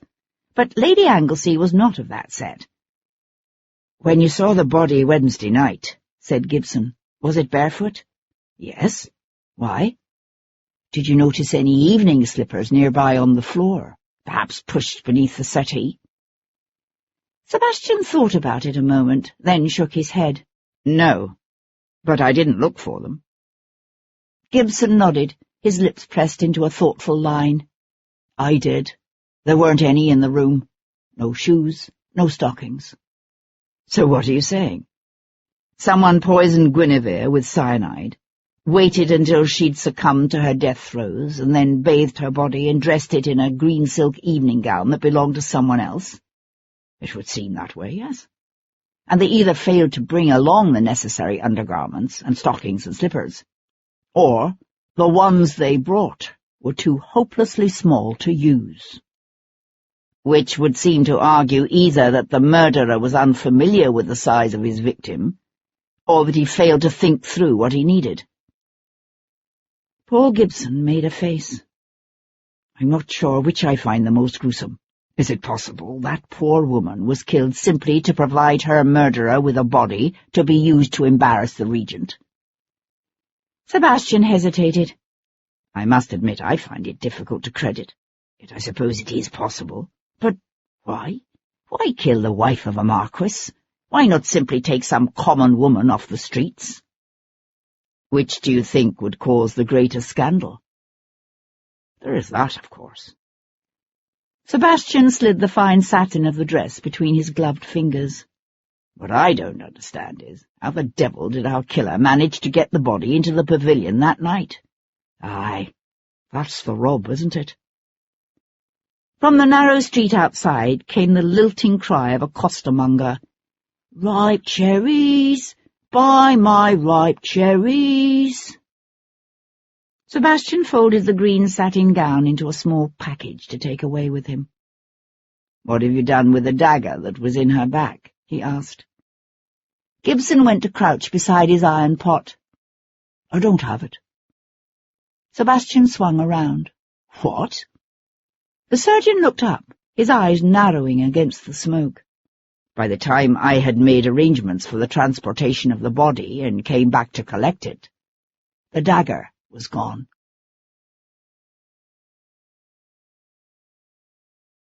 Chapter 19. Upon consideration, it seemed to Sebastian that there were only two likely explanations for the disappearance of the dagger. Either Guinevere's murderer had contrived in some inexplicable way, and for some unknown purpose, to return to the Yellow Cabinet and retrieve a weapon he had deliberately left behind, or else, which seemed far more likely, Lord Jarvis himself had removed the dagger. Sebastian could come up with several reasons why the regent's unofficial minder might have done so. None reflected well on the man in whose arms Guinevere's body had been found. Determined to confront Lord Jarvis, Sebastian drove to Carlton House, where Jarvis's frightened, pale-skinned clerk insisted his lordship was at home. But when Sebastian arrived at Grosvenor Square, it was to be told by the fey, half-mad Lady Jarvis that she rather thought her lord might be at Watier's. Watier's was still under the impression his lordship was out of town. Temporarily balked of his quarry, Sebastian decided to pay a visit to the Chevalier de Vardon. Alain, the Chevalier de Vardon, was a young man of 22, not long down from Oxford. He was well liked about town, although his dashing good looks and tragic history were enough to cause considerable trepidation in the breasts of the mothers of young ladies of a marriageable age. A foreign title was all well and good, but only if there were extensive lands to go with it. The vast estates the young Chevalier was to have inherited from his dead father had all been lost in the Revolution. Lacking an appreciable income of his own, the Chevalier lived with his mother, Isolde, Lady Audley, in Lady Audley's townhouse on Curzon Street. A widow now for the second time, she spent most of the year in London, rather than at the isolated Welsh castle that had passed upon the death of her second husband to their son, the new Lord Audley. Asking for the Chevalier, Sebastian was shown into a small but elegantly furnished withdrawing-room, filled with afternoon light. There, a slim, fine-boned woman with fiery auburn hair, barely touched with grey, knelt on the carpet in a secluded corner. Beside her lay a panting, very pregnant collie bitch that looked to be in the final stages of labour. "I beg your pardon," Sebastian began. "There must be some mistake." "No mistake," said Lady Audley, looking up. Sebastian supposed she must be somewhere in her mid-40s, although she appeared younger, with clear, translucent skin, and the kind of bone structure that ages well. I asked that you be brought here. You must forgive me for receiving you like this, but poor Chloe is very near her time, and I didn't want to leave her. Please, have a seat." Declining the offer, Sebastian went to stand beside the open windows, his back to the sun. "I know why you have come," said Lady Audley, her attention all for the labouring collie. "You think my son had something to do with Guinevere's death, but you are wrong." He watched her slender hands move with gentle compassion over the collie's sweat-darkened shoulders and quivering flanks. "Let me guess," he said, remembering how Guinevere's sister Morgana had also known of his interest in the Marchioness's death. "You, too, are an intimate of Lady Portland?" "Lady Portland is my daughter, Claire." "Ah, I see." "Are you familiar, I wonder, with Wales?" "Not especially, no." The collie let out a soft whimper. Lady Audley rested her hand on the dog's head. There, sweetheart. You're going to do just fine." To Sebastian she said, "Athelstan Hall lies on the northern coast, not far from Audley Castle. Travelling by road, the distance between them is some 3 or 4 miles. But if one follows the path along the sea cliffs, it's a journey of only 15 minutes. Less for a running child." "You mean for a girl child who frequently escaped her governess's care to run wild about the countryside?" Lady Audley nodded. "Guinevere's mother, Catherine, was very kind to me when I first came to live there. When Catherine died, the poor child was nearly inconsolable. No one can take a mother's place, of course, but I did what I could." "I thought Athelstan remarried." "Yes, but I'm afraid the new countess took little interest in her predecessor's daughters." Sebastian studied the elegant woman on the floor beside the birthing bitch. She had narrow shoulders and fine-boned hands, and an air of fragility that he suspected was entirely misleading. "I must confess," he said, "I expected you to be French." "Oh, no," she said without looking up. "I was born and raised in Devonshire. When I was 18, I went to spend the spring of 1786 with my aunt in Paris. You can't imagine what Paris was like in those days. The endless rounds of balls and gaiety, music and laughter. I suppose we should have known it couldn't last." She gave a little sigh. "But one never does." "That was where you met the Chevalier de Vardon?" She sat back on her heels, an unexpectedly soft, sad smile playing about her lips. "Yes, at a banquet at Versailles. We were married within 6 weeks. I considered myself an extraordinarily fortunate woman. And then, just weeks after the birth of our son Alain, came the fall of the Bastille." Sebastian watched as that haunted smile faded. The year 1789 would not have been an easy one for a gently born Englishwoman married to a French aristocrat. It was in the autumn that a mob attacked the chateau. I managed to escape with Alain through the cellars, but Vardon was out riding through the vineyards at the time, and— She paused to take a deep, soul-shaking sigh. "They pulled him from his horse and tore him to pieces." A shudder convulsed the collie's swollen belly, her body jackknifing up as the first of her puppies slipped into the world, wet and shining with blood. Lady Audley stared down at it, but Sebastian thought she was seeing something else. A memory she would never forget.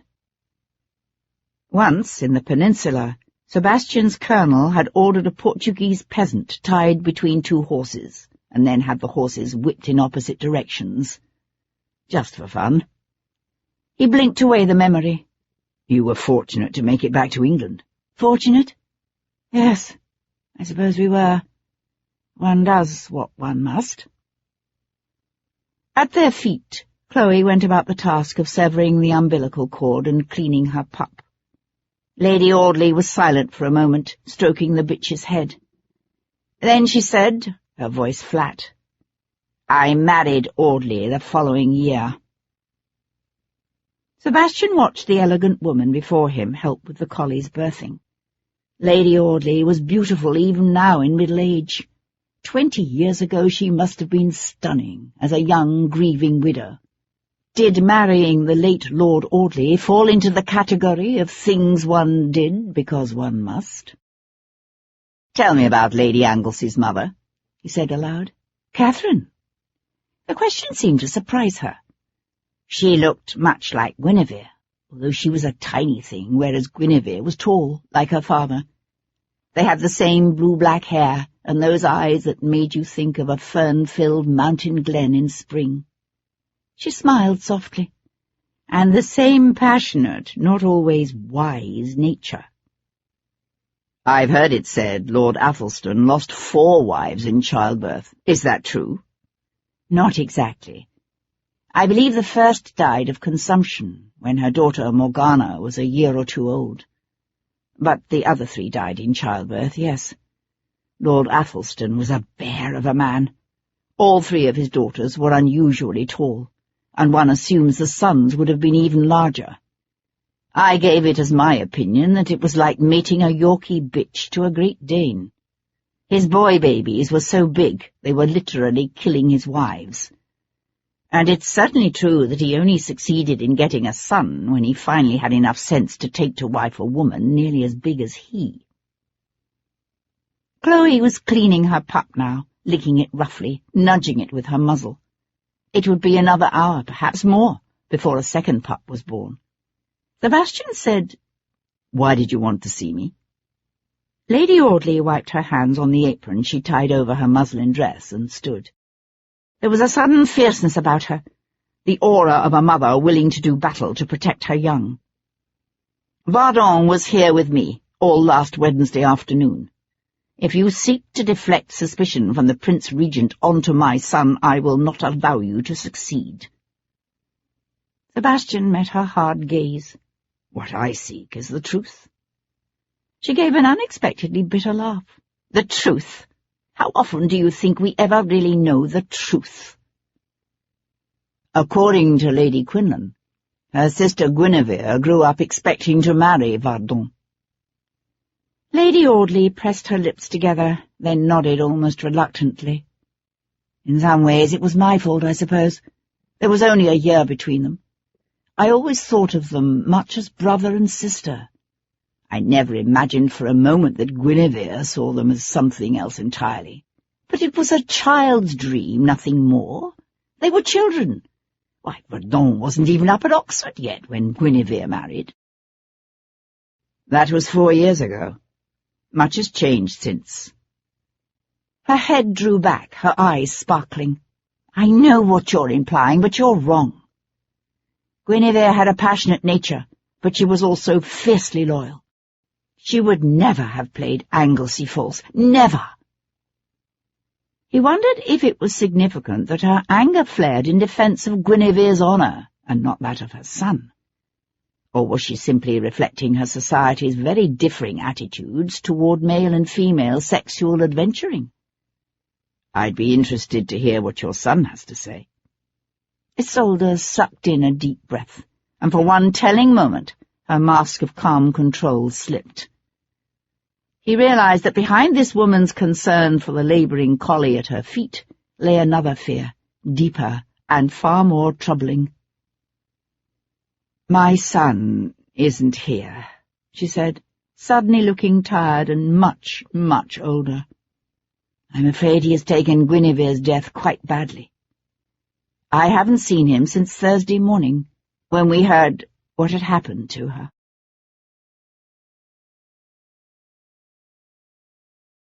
Chapter 20. Late that night, sometime after the watch had called out, 2 o'clock on a fine night, and all is well, an unexpectedly cool breeze sprang up, carrying with it the promise of rain before morning. Sebastian lay in Cat Bullen's silk-hung bed and listened to the wind set the branches of the nearby chestnut tree to tapping against the front of the house. Rolling onto his side, he let his gaze drift over the sleeping woman beside him, following the strong angle of her jaw, the gentle curve of her breast just visible beneath the tumble of her hair. The wind gusted up again, rattling the windows and setting the bed curtains to shifting in the sudden cold draught. Reaching out, he drew the coverlet over Kat's bare shoulder and smiled. His love for this woman swelled within him, filling him with a warm feeling of peace and the same stunned awe that he'd known for 7 years now, ever since the day he'd first held her in his arms and tasted the intimation of heaven that was her kiss. He wondered where it came from, that comfortable conviction Lady Audley shared with so many in their society, the belief that the passions of the young are insignificant whirlwinds, temporarily intense perhaps, but never enduring. He'd been 21 when he and Kat first met, while she had been barely 16. She stirred beside him, as if disturbed by his wakefulness. Moving carefully so as not to rouse her further, he slid from her side and went to stand, naked, at the window overlooking the front of the house. Drawing back the drapes, he stared down at an empty street, lit only fitfully by a half-moon already disappearing rapidly behind a scuttling of clouds. He heard a whisper of movement as she came up behind him. "Why can't you sleep?" she asked, slipping her arms around his waist. He turned in her embrace, holding her close. "I was thinking about Guinevere Anglesey, about the life she must have known growing up in Wales." "It can't have been easy," Kat said softly, "losing her mother so young." Sebastian drew her closer, his cheek resting against her hair. They were all marked in an unseen but hurtful way, he thought, the motherless children of the world. Guinevere had been little more than a babe when she lost her mother. Sophie Hendon had sailed away to a watery grave the summer Sebastian was 11, while Kat had been 12 or 13 when her own mother and stepfather had been killed. He knew some of what had happened on that dark day, but not all of it. "At least she still had a home," said Sebastian, thinking of all Kat herself had lost on that misty Dublin morning. "And her father. He doesn't seem to have concerned himself overly much with her."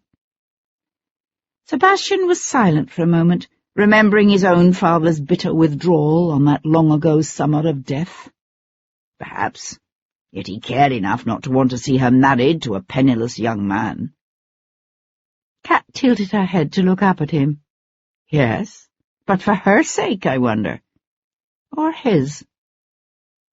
"Morgana claims Athelstan didn't force her sister to marry Anglesey, that the Marquis was Guinevere's own choice. Perhaps she decided that if she couldn't have the man she loved, she might as well marry for wealth and a title." Sebastian felt the shiver that ran through her as she spoke. He rested his hip against the windowsill so that he could circle her with the warmth of his body, the warmth of his love. "I wonder how Verdun felt about that," he said softly. She rested comfortably against him. "It doesn't seem to have blighted his life. He's often at the theatre, with a group of other young bucks, laughing and eyeing the dancers. Watching him, one would say he hadn't a care in the world. He seems to have taken Guinevere's death hard enough." "Well, he would, wouldn't he? They were childhood friends." He ran his hands up her sides, enjoying the feel of her bare flesh beneath his touch. "They might very well have been more than that. Still." She rested her arms on his shoulders, so that she could look again into his face. "You think Verdun is the lover Bevan Ellsworth claims fathered Guinevere's child?" He threaded his fingers through her hair, combing it back from her forehead. "We don't know for certain she even had a lover. It's not something I'm prepared to take on Bevan Ellsworth's word." She was quiet for a moment, thinking, and he watched her. He loved the way her mind worked. In a world where women learn from an early age to affect an air of helpless ignorance, Kat was a strong, intelligent woman, and she wasn't afraid to show it. At least, not with him. Finally, she said, "What I don't understand is, where does the Prince Regent fit into any of this?"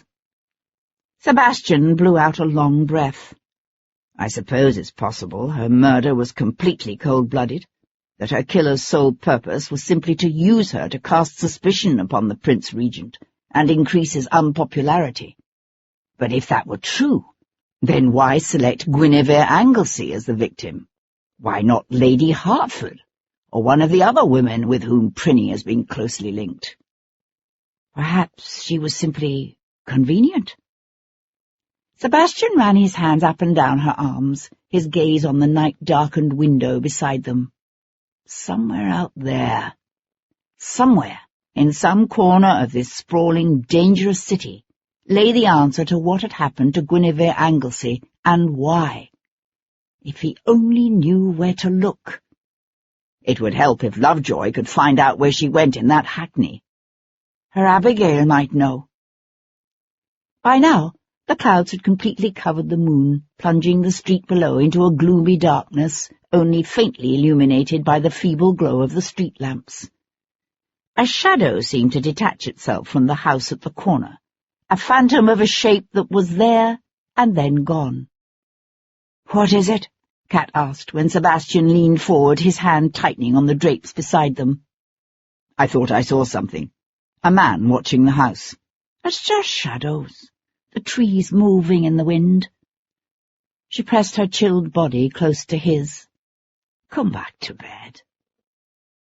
He wrapped his arms around her, lending her the heat of his own body. He nibbled at her neck, breathed softly against her ear. But what he said was, "I need to go home. It's late." "Stay," she whispered, her naked body moving suggestively against his, her hands roving over him with a lover's familiarity. "I like waking up to find you still beside me." "You could wake up beside me every morning, if you'd marry me." He felt her stiffen in his arms. She drew back to meet his gaze, the playful eroticism fading from her eyes to be replaced with something stark and painful. "You know why I can't do that." He knew why she thought she couldn't do that. They'd been through it all 1,000 times before, yet he still couldn't stop himself from saying, "Why?" "Because I'm a Viscount, and you are an actress." "Yes," she said simply. He pushed out a harsh, frustrated breath. "You realize, don't you, that if Guinevere had been allowed to marry the man she loved, she'd probably still be alive today?" "You can't know that." "I know that I—" She silenced him with her kiss, taking his face between her hands, her fingers digging into his cheeks as she moved her mouth over his in desperate gulps.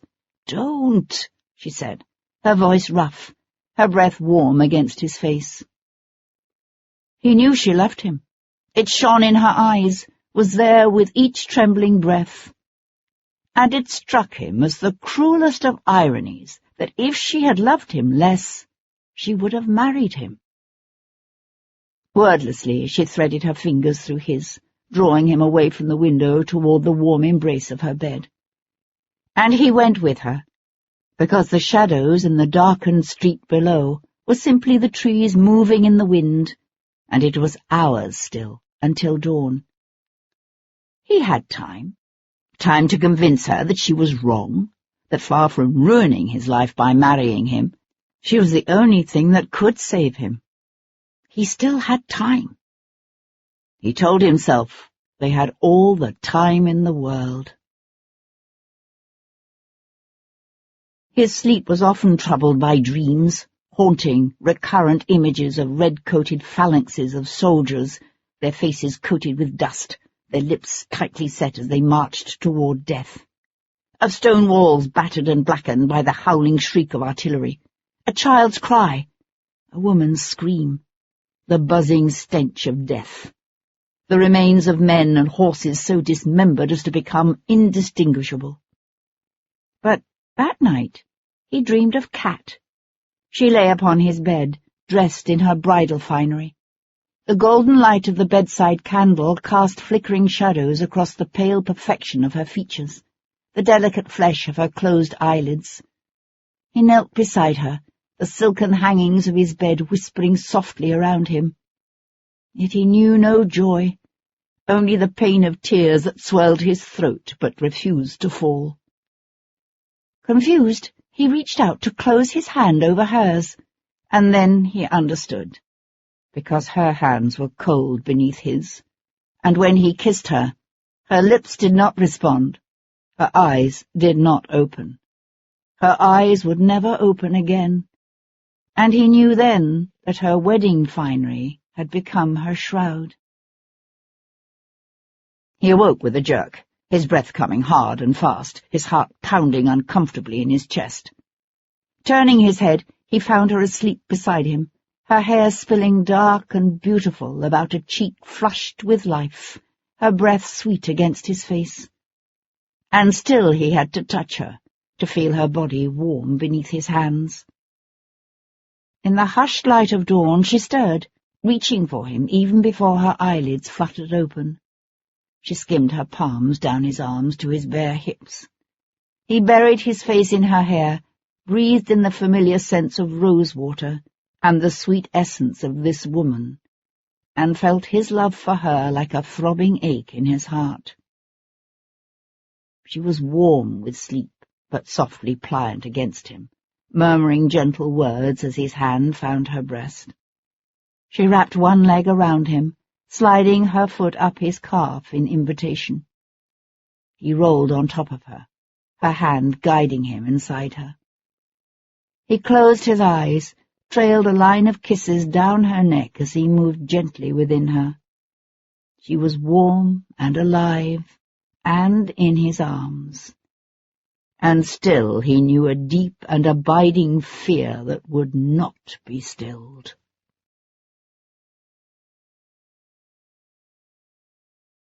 Chapter 21.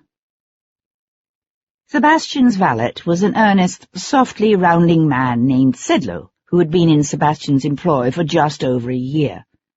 The man was a genius at repairing the ravages a night on the town could wreak upon a gentleman's coat, and could coax an enviable shine from top boots worn hard on the hunting field.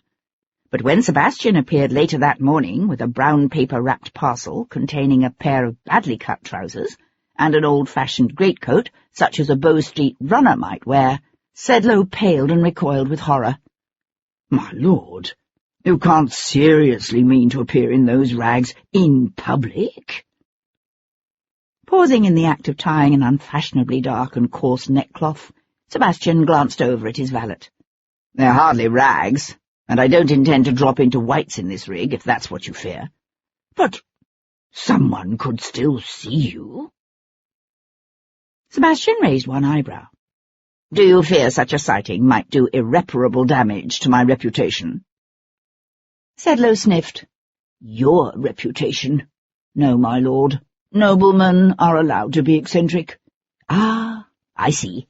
It's the repercussions on your reputation that trouble you." Sedlow started to open his mouth, then closed it. "Wise," said Sebastian, and shrugged into his badly tailored coat. The rain had begun early that morning, a steady downpour that brought with it a bite of North Sea air, and made the unseasonable heat of the past few days seem like a dim, distorted memory. Hailing a hackney carriage on New Bond Street, Sebastian directed the Jarvey toward Mount Street. Then, slumping in one corner, he watched the raindrops chase each other down the window-pane, and slowly allowed himself to sink into the personage he'd chosen to assume. It was an actor's trick, something Cat had taught him to do in those early, heady days when he'd just come down from Oxford, and she was still only beginning to make her mark upon the stage. He'd perfected the technique in the army, where his very survival had at times depended upon his ability to submerge himself in a character until he wore the assumed posture and mannerisms as comfortably and effortlessly as an old coat. By the time he arrived at the service entrance of the house on Mount Street, the Earl's son was gone, and he had become Mr. Simon Taylor, one of Bow Street's finest. It occurred to Sebastian that you could tell a great deal about a woman by the Abigail she chose to employ. Some ladies' maids were haughty, affected creatures, as fashion-conscious and condescending as their mistresses. Some were cheerful, fresh-cheeked countrywomen who'd served their mistresses since they were in the schoolroom, while others were timid and apologetic things, forever quivering in terror of being dismissed. Lady Anglesea's Abigail was a thin, slight woman in her late 20s or early 30s, named Tess Bishop. She had straw-coloured hair and a sallow complexion, and at first glance one might easily take her for the meek, brow-beaten variety of Abigail. But her grey eyes were clear and intelligent, her step firm as she entered the housekeeper's room Sebastian had commandeered for their interview. She wore black, as befitted the servant of a household in mourning. It was Sunday, her day off, but she had an apron tied over her bombazette dress. She had obviously been working, and it occurred to Sebastian that she might very well be packing up her own things. After all, a widower would have no need for a lady's maid. She paused in the doorway to eye Sebastian with undisguised suspicion. "I don't see no baton," she said, referring to the emblem of office traditionally carried by runners. A real runner would probably have snapped, "Well, I'm none of your impertinence, girl," and ordered her to sit down. But in Sebastian's experience, most people cooperated best when their dignity was respected. So he simply said, "Please, have a seat," and steered her toward the ladder-backed chair he had placed beside the window overlooking the rain-drenched rear gardens. She hesitated a moment, then sat, her hands folded in her lap, her spine as straight and uncompromising as a nun's. "I'd like to ask you a few questions about Lady Anglesea," said Sebastian, leaning his shoulders against the wall. "We understand her ladyship left the house in a hackney on Wednesday afternoon, and we're hoping you might know where she went." "No," said the Abigail baldly, "I don't." Sebastian gave her a coaxing smile. "No idea whatsoever?" There was no answering smile to lighten the woman's pinched, unremarkable features. "No, sir. She didn't say, and it's not my place to pry into the activities of my employers now, is it?" Sebastian crossed his arms at his chest and rocked back on his heels. "Very commendable, I'm sure. But a lady's maid often knows things about her employers without needing to be told, and without prying. Are you quite certain, for instance, that Lady Anglesea didn't let drop some sort of a hint? Perhaps when she asked you to get out her gown for the afternoon?" "She selected the gown herself. A simple walking dress with a matching pelisse, as would be suitable for a lady of fashion going out for the afternoon." Deciding to take another tack, Sebastian went to sit in the chair opposite her. "Tell me, Miss Bishop, how would you say his lordship and Lady Anglesea got along?" Tess Bishop gave him a wooden stare. "I'm sure I don't know what you mean." "I think you do." He rested his forearms on his thighs and leaned forward as if inviting confidences. "Did they quarrel, for instance?" "No." "Never?" Sebastian raised one eyebrow in a show of disbelief. Man and wife for some 4 years, and no quarrels? No minor disagreements, even? "If they quarrelled, sir, it wasn't in my hearing." "Do you know if she ever met a man named Alain, the Chevalier de Vardon?" Something flared in her eyes, something she hid by staring down at hands now clasped so tightly they showed white. "I never heard the name, no." Sebastian studied the Abigail's stiff, hostile face. He supposed it said something about Guinevere Anglesea, if even after death she could inspire this kind of loyalty in a servant. "How long have you been with her ladyship?" Sebastian asked suddenly.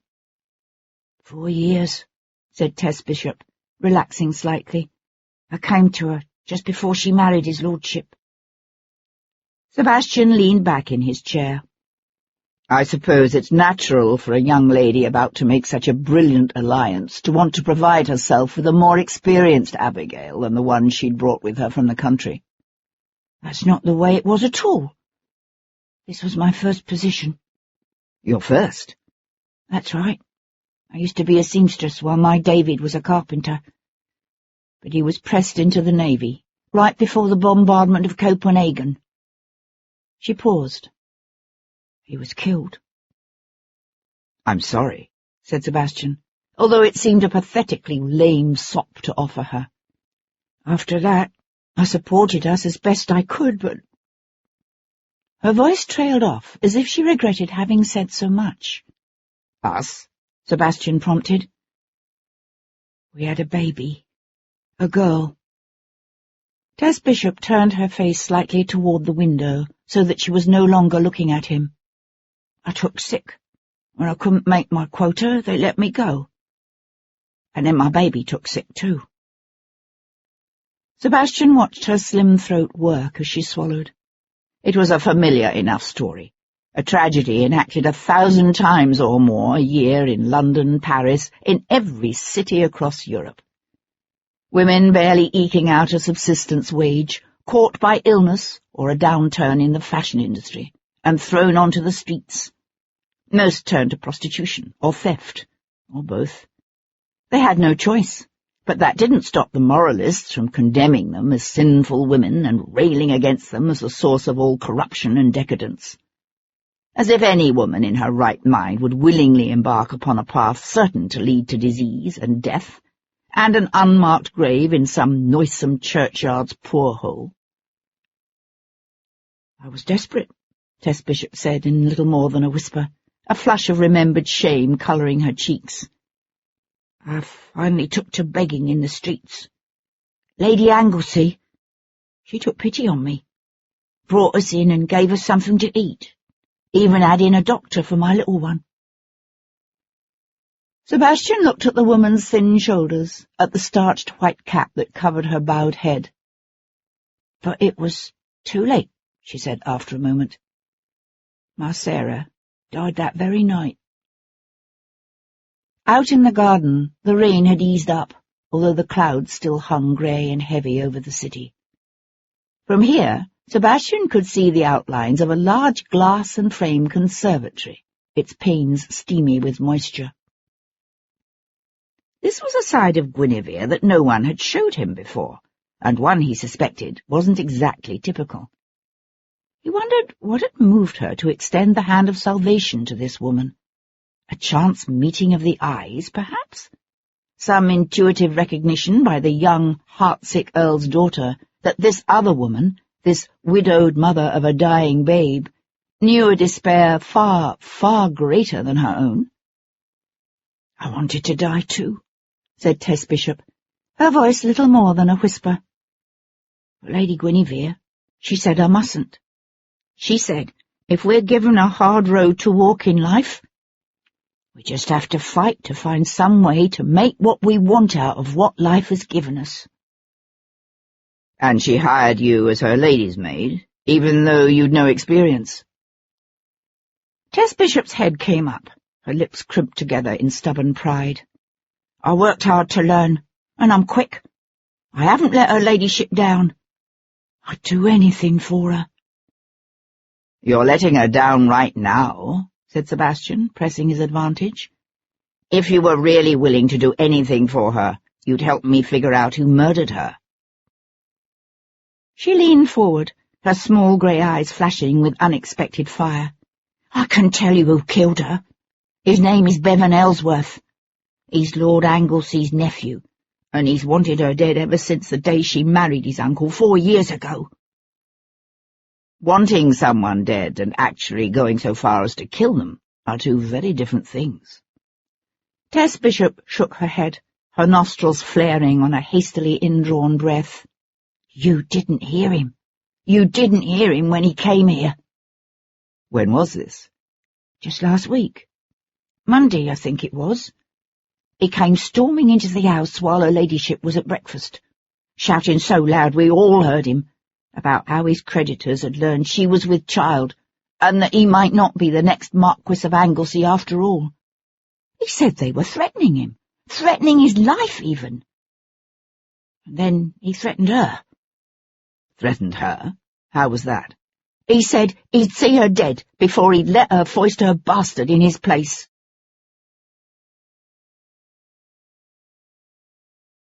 Chapter 22.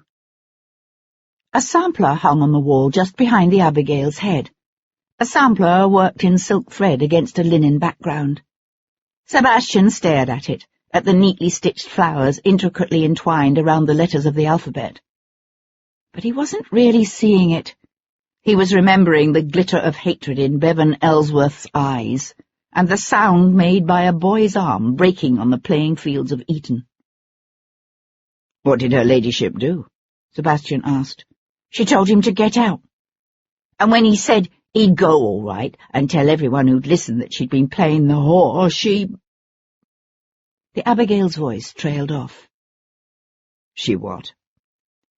Tess Bishop's colour was high. She hesitated, then said in a rush, "She laughed. She said he'd only show himself to be the fool he was, because her son would be the next Marquis, even if he'd been begotten by a hunchback in the gutters." It was a legal principle that had come down to them from the Romans, a doctrine known as pater est quem nupitae demonstrant. As far as the law was concerned, a woman's husband was the father of her child, whether the man actually sired the child or not. Guinevere's statement didn't necessarily mean anything, of course, scornful words flung in anger, but still. "You'll have to excuse me now, sir," said the Abigail, pushing to her feet. "His lordship has asked me to help with organising the staff's mourning clothes." Sebastian rose with her. "Yes, of course." He kept his voice casual, although deep within his breast his heart had begun to beat uncommonly fast. "There's just one other thing I want to ask. You wouldn't happen to know where her ladyship got the necklace she was wearing the day she died, would you?" "Necklace?" Tess Bishop wrinkled her forehead in a frown. "What necklace?" Slipping the blue stone Triskelion from his pocket, Sebastian held it out in the palm of his hand. "This one." She studied it for a moment, then shook her head decisively. "That's not her ladyship's." For an instant, Sebastian imagined he could feel the necklace burning his flesh, although the stone was cold in the dreary light of the rainy day. "She died wearing it." "But that's impossible." "How is that?" "Because she was wearing the Pompeian that afternoon." "I beg your pardon?" said Sebastian, not understanding. "The walking dress of Pompeian red. It's made high at the neck, with an upstanding collar and raised epaulets, and worn with a gophered lawn phrase." "A what?" "A phrase. It's a kind of neck ruff with 3 tiers, said Tess Bishop, impatient with his ignorance and anxious to be gone. "Her ladyship could never have worn a necklace with that dress." Bevan Ellsworth, nephew of the Marquis of Anglesey, and heir presumptive of all his lands and titles, kept a small suite of rooms 2 floors above an exclusive shop on St. James's Street. Using the skills he'd honed over 5 years in the army, doing things no gentleman should ever do, Sebastian let himself in the main door from the hall. He found himself in a small parlour, opulently furnished, if untidily kept, with riding boots left lying discarded across the Orbison rug, and a scattering of invitations and unpaid bills spilling off an ornate inlaid desk. On the far side of the room, the door to the bedroom stood half ajar. Sebastian went to push it open. He found himself on the threshold of a room even more untidy than the last. An empty bottle of brandy stood on a side table near the door, along with a scattering of dirty glasses. A tangle of dirty cravats and socks, waistcoats and shirts lay strewn across the floor. Sebastian wouldn't have been surprised to find a naked Cyprian sprawled beneath the hangings of the silk-draped bed. But Ellsworth slept alone, flat on his back, with the tangled sheets and covers shoved down around his hips. A heavy odour of brandy and sweat and stale air permeated the room. Pulling up a delicate, lyre-backed chair to the side of the bed, Sebastian straddled the seat backward and drew a small French flintlock pistol from his coat pocket. A half-empty glass of brandy sat on the bedside table at his elbow. Reaching over, he dipped the fingertips of his free hand into the liquid and calmly flicked a scattering of cold drops onto Bevan Ellsworth's gently snoring face. Ellsworth wrinkled his nose and shifted position, rolling half onto his side, his eyes still tightly closed. Sebastian flicked again. The man's eyes blinked open, closed, then flew open wide as he bolted up, his weight on one outflung hand. What the hell? Sebastian rested the arm with the pistol along the curving back of the chair. "You should stick with Howard and Gibbs," he said pleasantly, as if giving financial advice to a friend. "Their interest rates might be ruinous, but unlike some of their more ruthless brethren on King Street, they don't pollute the Thames with the bodies of those customers who make the mistake of falling behind on their interest payments." Ellsworth cleared his throat, the back of one hand rubbing across his mouth as he sat up straighter, his gaze on the little flintlock. "How do you know about that?" "Of course," continued Sebastian conversationally, as if the man hadn't even spoken. "The problem with Howard and Gibbs is that they typically require some sort of surety, particularly when there's a chance the individual involved might not be the heir to a comfortable estate after all." Ellsworth's gaze slipped away to the open door behind Sebastian, then back again. "What are you doing here? And why the hell are you dressed like some bloody Bow Street runner?" Sebastian simply smiled. "You said your debts weren't pressing. You lied to me. That was not wise." His jaw tightening, Ellsworth extended one arm in a wide arc that took in the small room, the bed's dirty hangings. "Look at this place. Look at how I'm forced to live. Spending my days at the Inns of Court. Bloody hell, I'm a heartbeat away from being the next Marquis of Anglesey, and the paltry allowance my uncle grants me isn't even enough to pay my tailor's bills." "Especially after settling day at Tattersall's." Ellsworth moistened his lower lip with his tongue. In the harsh light of morning, his skin looked sallow and slack with dissipation, his eyes bloodshot. "I didn't kill her," he said, his voice unexpectedly calm and even. "But you threatened to." Ellsworth threw back the sheets and stood up. He was naked to the waist, a pair of drawstring underdrawers slung low on his hips, his feet bare. "Who wouldn't want to kill her in my position?" he demanded. "She was going to take away what is mine." He leaned forward, his curled knuckles thumping against his bare chest. "Mine! And hand it all to some ill-begotten bastard." "You can't know that." A tight smile curled the man's lips. "Can't I? Some things are hard to keep a secret. And servants do talk." He swung away to go splash water from the pitcher into the bowl on the washstand. "So who's the father?" Ellsworth shrugged, not bothering to turn around. "How should I know? I saw half a dozen or more young bucks at the funeral yesterday. For all I know, Guinevere herself couldn't have told you the father's name." Sebastian rose to his feet as a sudden thought occurred to him. "Where is she buried?" "At St. Anne's." "Why?" Sebastian shook his head, his lips curving into a hard smile. "What I don't understand is why you went through all the risk of transporting the Marchioness's body from London down to the pavilion." "Jesus!" Ellsworth swung around, his face flushing with anger and what may have been a trace of fear. "You still think I did it? You still think I killed her?" "I made some discreet inquiries around the Inns of Court. You arrived late that day and left early." Sebastian expected the man to deny it. Instead, his eyes narrowed, and he leaned forward to say provocatively, "You think I killed her? All right.